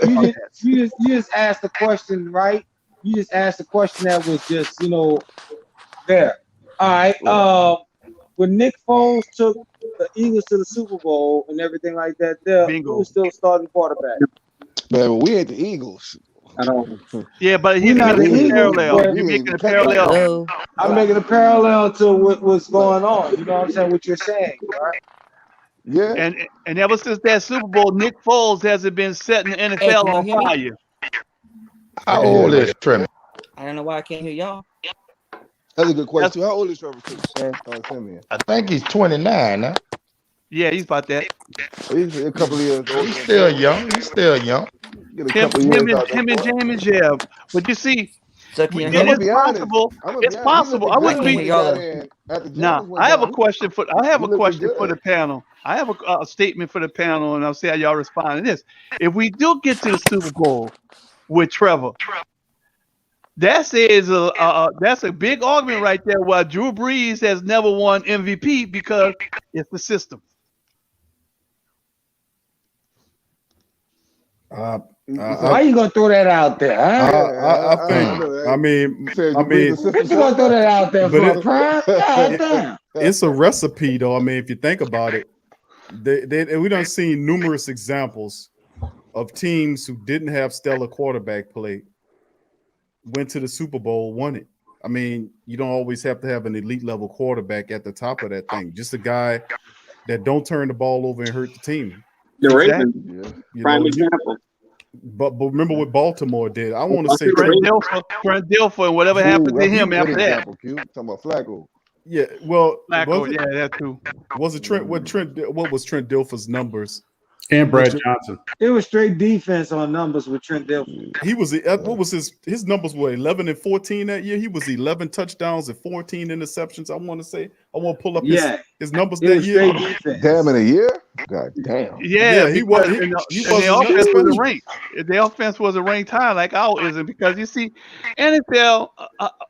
Anybody that's been watching football for over 30 years realize it's not about your standings on how your stats and all that. As long as you win and you get to the big game and you get a ring. Yeah. You got to get some luck too. I mean, you can talk about Drew Brees all you want, but that Rams game was officiating. The Vikings game. I mean, you can't put that on Brees. Come on. Not all. Well, you can't kind of talk about Brees fumbled the ball. No. Yeah, but you could kind of, you know what you could put on Brees? In that Rams game, if I'm not mistaken, correct me if I'm wrong. I love Brees, but he has made some mistakes because Taysom Hill had connected on a long punt with somebody, and then Brees came in and he said, "Oh, I could do it too," and he threw a pick, if I remember right. That was in the Vikings game. Actually, he's the most accurate quarterback that's ever played the game over a season, top 3 seasons, over a career. I mean, I really don't understand how anyone picks Drew Brees' game apart. I mean, it's just even the greatest make mistakes at certain points. Nobody's perfect, and he did make some mistakes. But that Rams game was a complete steal. Our beautiful. Even I talk to people that's fans of other teams, and they say, "Y'all, I have an Oakland Raiders fan live across the street from me." He said, "Yeah, y'all got screwed." Twice, because there was 2 pass interference. The blatant one of Tommy Lewis and the one of Michael Thomas in overtime. Dude was hanging on him. Go ahead, Trent. Oh, as he was asking the question about whether it's Brees or the system, Peyton's system, I think not to take anything away from Drew Brees, but I think Sean Payton's system does enhance quarterbacks. I think Sean Payton's system to quarterbacks is what, when the Denver Broncos had that run game going with Terrell Davis, then behind him came Orlandis Gary, and then everybody just kept on coming in that system, just kept on eating yards up. So I think what the run game was to that Broncos one-cut system they had with running backs, I think Sean Payton's offense and philosophy is that to quarterbacks. I think it takes quarterbacks, it makes quarterbacks look that much better. It capitalizes on their strengths. Like I said, he don't do nothing that the quarterback's not comfortable with. He's going to find what you're comfortable with, and he's going to build around your strengths, and he's going to incorporate his system with that, and he knows how to attack defenses with different concepts. It's not just about beating a player with speed. Sean Payton designs a game plan that attacks. It's more methodical in its different concepts and philosophies than it is just physical. But you think with that concept he can plug and play any quarterback? But I think he can play any quarterback that's a real quarterback. That's competent. That's a quarterback. That's just not garbage. But hold on. Sammy, I got you coming up, bro. Let me just say this about this, because you're hitting on something tragic. But listen, you say just competent. I mean, Luke McCown came in that thing and he ain't win the game, but Luke McCown was in there. He threw for 400 yards that game. You know, on the back end. So yeah, he had some success against Carolina. They lost, but it wasn't because of McCown. That nigga got a dog. But like I said, his system. Like I said, his You just have system. to be competent. You have to just be a quarterback. You know how to play quarterback. If you know how to play quarterback, he can put you in the right situations. He's gonna work your strengths. He know how to attack different defenses. He's gonna see. Remember for a while when Breeze first came to the league, when we first went to the championship game with Breeze. Yep. It took Sean Payton a while to learn how to attack that Tampa 2 defense. Yes, it did. And then after a while, he started just tearing Breeze and Payton started tearing that Tampa 2 defense up. And then we met Seattle cover 3. We had a few seasons where we were struggling against the Seattle cover 3. Then all of a sudden we started tearing that Seattle cover 3 defense up. So Sean Payton, he like I said, it takes him a while. Once he learns how to attack a defense, he's going to see it. Sometimes they stun him at first, but then he learns how to attack it, and then he just translates that philosophy from him to the quarterback, and they just understand how they're going to methodically attack different defenses, and whatever that other defense coordinator staple is, who's in their way, they usually after a while they adapt and they learn how to attack different defenses. But it's not just with the quarterback. If you look at a guy like Kyrie Robinson, if you look like a guy like Chris Ivory or Mike Thomas, these guys are guys that disappeared when they left the Saints. He takes every position. This is the genius of Sean Payton. Yes, he is. He makes everybody better. It's not just the quarterbacks, it's everybody. Drew Brees was a Pro Bowler with the San Diego Chargers. Yeah, he was good. If we don't forget Even that. in college. Yeah, I understand that. But Brees he was up and down with the San Diego Chargers, just like how Winston was up and down with the Tampa Bay Buccaneers. But then you get over here and he gets that consistent play out. He balances out and gets you constantly ascending. But what Sean Payton does is Sean Payton have a way of deprogramming you to reprogram you. And a lot of the people that comes underneath his system, he have to deprogram because I'm going to be honest. Taysom Hill and Jameis was his biggest projects because Jameis' mind had him so geared on what he wanted to do to the point where Sean Payton almost took him almost a year and plus going into this season trying to deprogram him to reprogram him to see what Sean sees. And it takes Sean putting him in the film room and say, look, your eyes don't lie. Look what you have over here. Look what you have over here. Look what you have over here. That's the greatness of Sean Payton. Yeah, I agree. Just like with Teddy Bridgewater. Right. He said Sean Payton have the ability to deprogram a person. And because of the fact that he said, look, if you trust me, I can make you one of the best. And just like Sammy said, everybody that leaves his system have a tendency to disappear. Why? Because they don't focus on that player's qualities. Yeah, Lance Moore do. They focus on in San Diego, not the player's qualities. You know, those guys don't last in the league. How about what's his name? The tight end. I understand what y'all are saying, bro. But I look at this a little bit differently in the quarterback mind spec. And, you know, because one thing is that Sean Payton, when he gets that quarterback, he's looking at, okay, when you look at Drew Brees was forced to play Marty Ball. Marty Ball is short. Marty Schottenheimer. Come on, man. Right. You had to play Marty Ball. You know what I'm saying? Which is quick passes on a quick release, this, that, the other, bro. It's almost like a West Coast offense, but it's really not. You know what I'm saying? Because it's related on the short releases with Marty Ball. You know, you really didn't have the long stroke. So Drew was more observant with that already. And Sean just implemented that within his system, bro, and gave him those plays and everything like that he needed. Man, all right, Jameis is more risky than biscuit when you think about it, right? Oh, yeah. I got some trivia for y'all. Who was the quarterback that beat the Saints during the year when it was a strike that the Saints beat? And he was quarterback in the Chicago Bears. Sean Payton.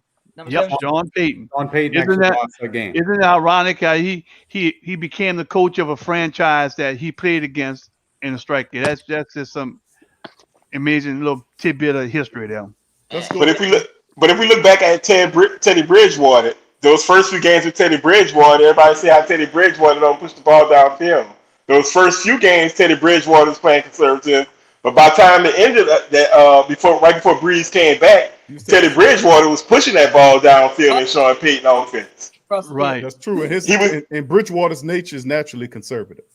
He's naturally conservative. Now he was feeling good enough to take shots and Peyton Sister. You're absolutely right on that. Yeah, the receivers too. You want to finish that up, Tragic? I'm gonna go to Rudy after you, and we got Tess. What's up, baby? Tess in the building. We're gonna finish I'm gonna sign out to who that and let other people get on. I'm about to just listen to the stream. I'm about to get on, but who that to the fellas? Looking forward to Sunday. Thank you. And much love, Tragic, dropping the knowledge as well. The man said that PJ ain't gonna get an interception, he's gonna get a turnover. I can respect what he's saying right there. All right, Rudy, it's in your hands, bro. You got the floor, and then we're gonna go to Tess and we're gonna close out the stream. Go ahead. Roger that. Go ahead, Rudy. Roger that. Now, granted, with Sean Payton, I agree. Like, he could take any. He's a genius. He literally takes any position and molds them into what he wants, but also what they can be. But to be honest, his whole system, to be honest, while he is the offensive-minded coach, to be honest, when it comes to Sean Payton, this is what I think his whole philosophy is. He's a defensive coach cloaked in an offensive mindset. But the thing is, now while we're talking about getting praise to Sean Payton, the coaching staff, well, there is needed. I feel like we're missing a giant elephant in the room. The kicking team between the kickers, Blake Gilligan and Brian Johnson. I feel like Brian Johnson will have a great game this time, and will probably expand his range, like probably at least 40 plus. That's what I'm hoping for. And let's give props to Blake Gilligan. That dude can really nail it on the one if you allow him to. If there was I'm pretty sure he already won the Special Teams Award. If there was a freaking MVP for him, he'd probably win it hands down. And to be honest, sometimes it's better to part ways with someone who's a year. Oh yes. Than waste a year and then them not be in their prime. Yep. Yeah. And that's what we did because I remember I think I don't know what happened, but it's like a game or something. Some game he got hit hard, and he's never the same since that injury. It's like with Jared Cook and that concussion. Concussion. Oh Lord, please don't bring up Jared Cook. Why are you gonna do this to you people, bro? The so-called veteran that should have known better than to hold the ball like a loaf of bread. Hey, this guy is hammered. We was warned about him though. But go ahead, Rudy. Finish your thought. I'm gonna bring Tess in. We bring the shot on time, my friend. What we tend to forget is that concussions are very serious matters. Nick Easton had to practically retire because of he kept getting concussed, and he felt like he was not himself, or he was not at full health to freaking be in the league. I mean, concussions, if left unchecked, can probably be lethal to a player. Seriously, we need. I mean, think about it. We hear what you're saying. Right. It is serious. We hear you. Yes, we hear you. Until the guy die, I will look like Ninja's back. I will protest, make aware of concussions. How serious they are, because I almost had one myself. All right. Thank you for that, Rudy. I just want to say this about wide receivers, Q, to everybody that's panicking about the wide receivers. Never forget the job they did with one of the best receivers the Saints ever had that came from a college that doesn't even have a program in football anymore. Who y'all think I'm talking about? Colston. Colston. Yeah. They don't even have a football program. So this brother got him a Super Bowl ring. So you really don't always have to have a star. I hope Mike comes back. Really does. I really do. I hope he come back. But I'm telling you, these young boys getting this experience. They're starting to learn how to get separation. Like some people say, well, they don't get enough separation. That's why Sean, the mastermind on offense, have to game plan them into situations where they could get separation. I don't know All about right, that. brother Prime. All I right, don't know Tess. about that. Tess, how you doing, baby? Can you hear me? I'm doing good tonight. Can y'all hear me? Hey, loud and clear. yeah. Welcome to the stream. All right. that? How are you gentlemen and ladies doing out there? Doing good. Who that? Beautiful. Tess? And Rudy, you know better than to bring up Jared who? Right. I know. Yeah. Oh God. That's like bringing up like Russell Oakslaven. Bring up like him or Nick Easton. Those are the only two people I know I can bring up as an example for concussions. Okay. Okay. Or should I do Taysom Hill? You know. You should have brought up someone else. The two Billy Joes. Anywho, Tess, you got the floor, baby. Fun fact. I don't know if you guys covered this. Guess who's the only quarterback to beat both Breeze and Brady in the dome? Trevor Siemian. You got it. Wow, that's deep. Really? Whoa! I didn't know that. Give her a hand clap. That's a Absolutely. hand clap. That's beautiful. That is the stat of the Yes. night, Tess. Thank you. You deserve a sweeping. You get the flow size teddy bear. Yes. Hey Rob, you training? Yes. You training for the decathlon back there, or what? You gonna have to put down those death sticks. Oh no! No. We have sweep room. We have room for Atlanta Falcon. We sweep in this year. We sweep. See, watch and learn. Sweep, sweep, sweep. You know, that's what we do. He's a championship sweeper for a curling team that's supposed to do in the Olympics where they sweep the ice. Mr. In the Miyagi South? down. In the South? Curling? No. Really? I sweep Falcon. I sweep got Falcon. you. I got you, people. You mean I pigeon? agree. Knocking them Oh, out. pigeon bird. Yes. I That wanted to too. speak to about Michael Thomas's surgery. He had what is called a tightrope surgery, and it actually does have good results, but everybody heals differently. And you have to realize about 50% of the people who get it, they experience symptoms like pain for as much as like 6 months to a year. So it's a serious surgery, and of course surgery is always your last resort. You're going to look at every option. I know I had back surgery. I did rehabilitation for a year before I went under the knife.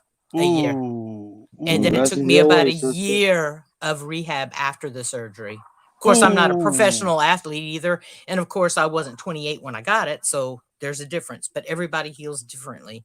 And Tess, could I expound on that just by saying this? If you watch Michael Thomas play, Michael Thomas runs violently. He does. Yeah, you need the ankles for sure. He does violently. So could you imagine his joints with me working in the medical field, his joints and the pressure he put on himself? I was skeptical myself about, man, how can he come back from something like that? Absolutely. He gives those cleats hell. Right. Hey, Tess. Yeah. I agree. Like everyone's different, and they heal different when it comes to surgeries. I should have went to rehab my knee, but both my mothers have had a back surgery. Because my mama D just had her back surgery a couple months ago, but before Ida. And years ago, my mom had one, and it's just not fun. You know, it is not fun at all. Absolutely not. I had 7 staples put in my back. And the worst part, it's good to hear your voice, Tess. You have a very calming voice. Thank you. Man, this dude over here flirting. I'm not about the drama. Maze Prime. Hold on, fam. I can't hear Tess. You talk. Go ahead, Maze Tess. Prime, I'm not about the drama. I'm about as chill as they come. They're the drama for your mama. There you go. Yes, ma'am. And I wasn't flirting. I'm just giving this sister a compliment. Y'all cut it out. Cut it out. And look, I wanted to talk about Odell too. I was against Odell coming to NOLA because of his behavior with the Giants and the Browns. Yes, that's He's a a pattern. good player. Don't get me wrong. And I think he can still be exceptional. But since Odell might actually just be a rental, I'm good with it. And if he gets out of line, that locker room, DeMario, someone gonna set his ass straight if he don't act They right. will. They will, because their whole locker room is on one accord, and It'll I'm be quite Speedy sure Deuce. they're not going to let him come in there and disrupt that. That's right. I And think you we have to do realize that this upcoming draft is full of wide receivers. Oh yeah. Let me tell you something. If Sean Payton and that team don't take a wide receiver, this damn draft, I'm gonna blow a gasket. Ooh, I don't want to see that happen. Oh, Steven! He actually want to draft Jeff, like the wide receiver from LSU. I think it was like, what was it, Jefferson? Justin Jefferson. Yeah, we was gonna draft him or someone with the Carolina Panthers, and either the Minnesota got him or the Carolina got him, and they just jumped the gun on us. Like, you got literally screwed. Yeah, well, they can't jump the gun on us this year because there's too many talented wide receivers coming into the draft in 2022. Yep. Receiver and tight end. Yeah, we could do without Odell Beckham for sure. Also, too, wait, Rudy. Oh, I apologize.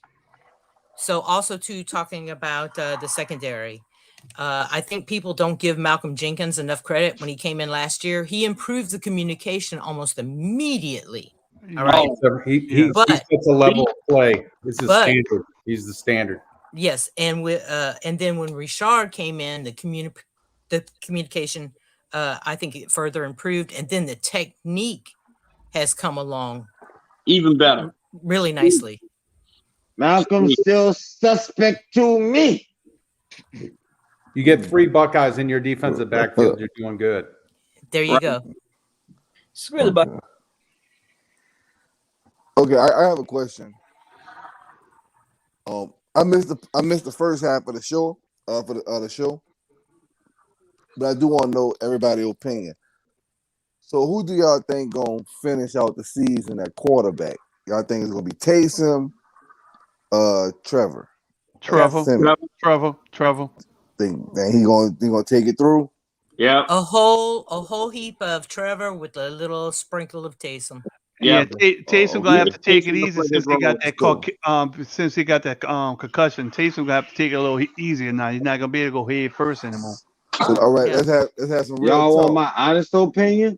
Real talk question. Do y'all actually think he can take us all the way to the finish line and get the job done? We have a defense. We have a hellfire defense. The Ravens did it. You know who I'll be our. You asked the question, who's going to be our quarterback at the end of the season, right? Right. Ian Book. Ian Book? Now that's a hot take. Oh shit! I'm serious. That's playing. You think so? I haven't seen. I'm being 100. I'm being 100 with y'all, dog. Did he play in the preseason? Y'all gonna, do we ever even see got footage So on it? P-Rob, y'all gonna see it, bro. You think Ian Book throwing rainbows is gonna get us there? No, what it is this here is that okay. If y'all look at the last game, if y'all really go back and analyze the game, at times Trevor looked kind of lost at times. All right. And you know what I'm saying? His elusiveness was not there, to be aware in the pocket. And I think, that kind of panic in him to make him look a certain way, because don't forget, Denver let him go for a reason. Even though he beat us, no matter what, Denver let him go for a reason. Denver didn't have a very good O-line when he was there, did they? Exactly. Neither did Tampa have an O-line for Jameis, so everybody got to let go. But Jameis had receivers around him. And Trevor. Are we creating excuses, or are we actually going by facts? Or else are we actually going in on and saying, okay, these guys didn't have an O-line or something like that? No, it's pocket awareness. It's smarts. I didn't see any lack of pocket awareness. I didn't see that there. either. Look, Okay. P-Rob, Y'all need to go back and look at that game. No. I study film. Look, P-Rob, I study film. Trust me, babe. I was looking at. All right, we always talk about Matt Ryan, how large his eyes may get when we go down the rush him. I saw the panic in this guy. I saw how large his eyes were at the time. Jameis' eyes may get big, but this guy's eyes got wide. All right, I'll watch again for it, but let me tell you, everybody reacts differently. Some people open their eyes wider just to actually see peripherally better. All right, well, P, Yeah. let me just say this. I've seen multitude of times where Jameis had an opportunity to check down to Camaro because he was wide open across the That's linebackers. Real talk. However, I watched the game with Trevor Siemian. Trevor Siemian did his entire read and then checked down to 45 like 3 times. And I That's was right. like, you know what? Each one of them times he checked it down for first downs. And he did something that Jameis don't do. Well, And Jameis, I'm just saying, watch out for the big hit, bro. Jameis' weakness is he couldn't throw the screen ball until that last game where right before he got hurt. Yeah, he his struggled with underneath those is short weak. passes. But He throws off his back that's foot, gonna he throws improve high. that's gonna improve over time. And to answer your question about Ian Book, the only way I can see that happening if the Saints lose the next 4 out of 6 games. Or Yeah, They're gonna have to really Or he dive. gets, Hey, do they have or his NFL pocket game awareness is tape? not there, and he gets knocked out. Yo, do they have NFL game tape on M Book? Did he play in one NFL game this season? It's You're preseason. rookie. No. No, not at all. That's it. Not even Ravens. in the Ravens. Okay. I don't That was think M Book preseason, gonna right? be ready. Yeah, I think he got some preseason action. I but think you know. Ian Book's Yeah, going to be that good. He's not ready. Preseason, no, that's he's not it. gonna be ready. Yeah, He's not gonna be ready this season. No, He's not no, ready it's for not prime ready. time. Let's All right. let To Tess me- finish up. Everybody watch. The hot take gonna take his point. I promise y'all. Y'all gonna be sitting there like, That's all right, P. Rob. I got son the of a bitch receipts. tells the future. Well, we all got the tape. We just have to just I'm go back glad to you the show if do. it happens. I mean, I called the future on the Panthers. A big Q. Like I said, if we're not careful, we're gonna get upset. Hey, y'all go with all that doubt, man. That Trevor be the quarterback, man. Trevor is going to do good. Trevor is going to do good. And I know people talk about Jameis in the short. Jameis is going to improve, and he was improving. And I agree. I like Jameis when we used to play against him when he was with Tampa. He just never had a real coach. Gentlemen, let me finish up. Go ahead, Tess. Yes, baby. ma'am. So all I was going to say, 2 things. To me, Trevor looked pretty calm, cool, and collected out there. I think he had a good start. I do think that he hasn't played with a lot of our number ones, and so things should improve. Mm-hmm. As far as Jameis coming back next year, unfortunately or fortunately, his injury favors us in contract negotiations. Right. Yeah, I agree with that. And that's all, guys.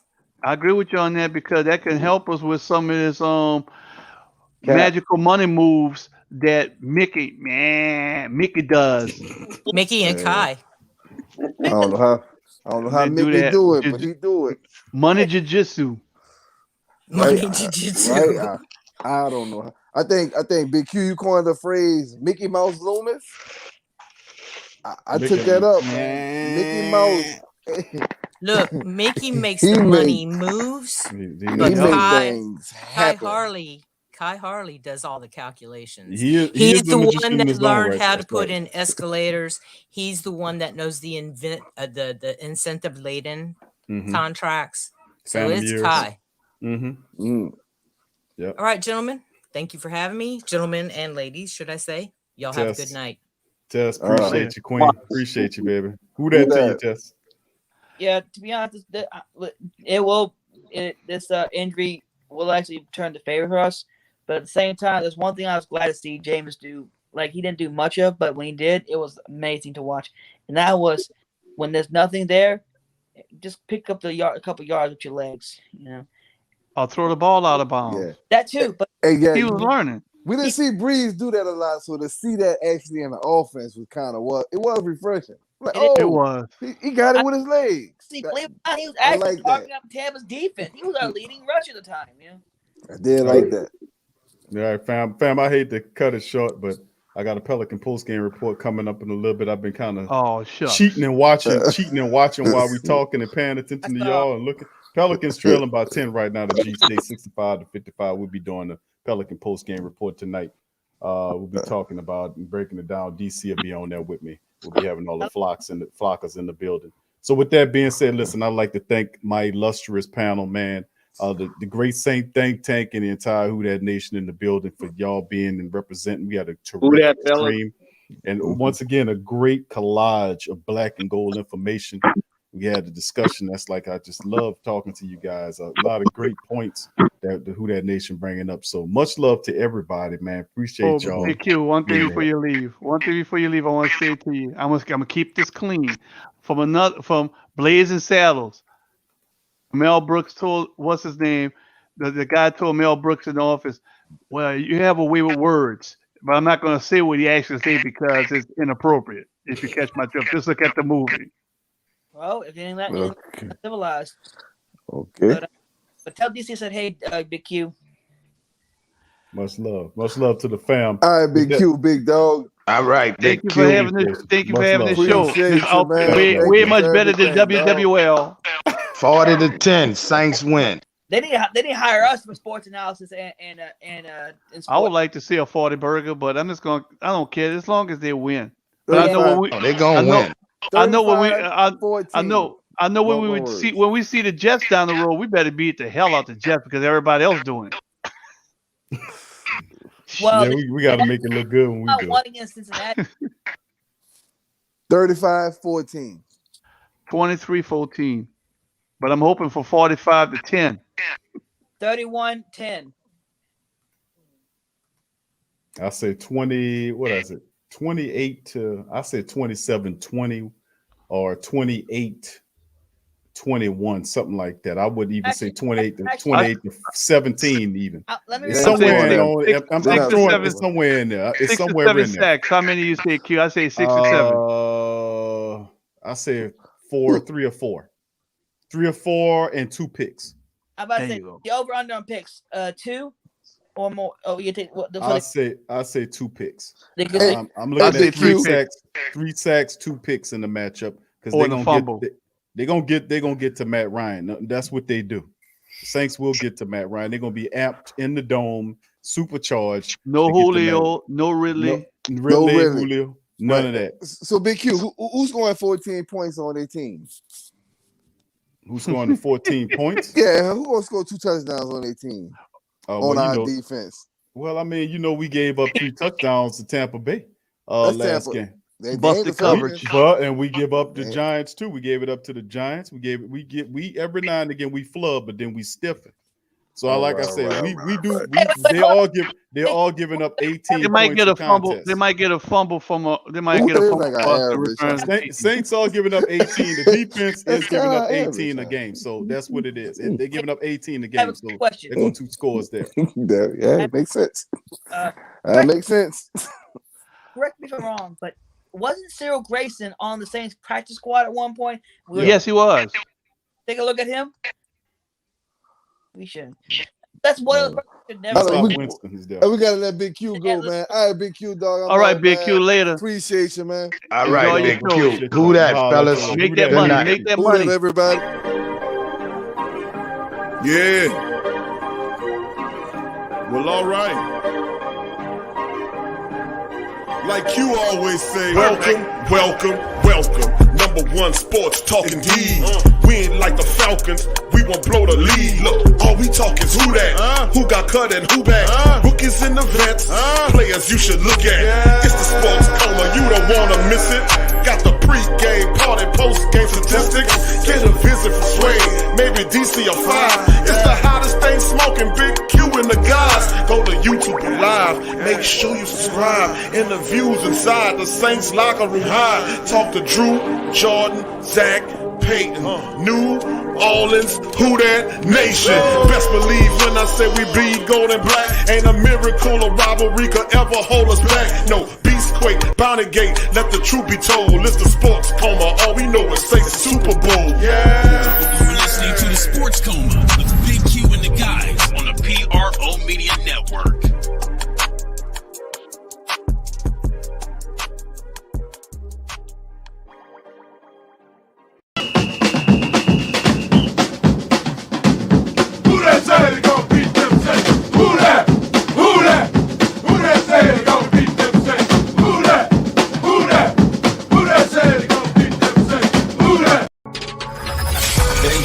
talking Saints Central, your black and gold home for the New Orleans Saints.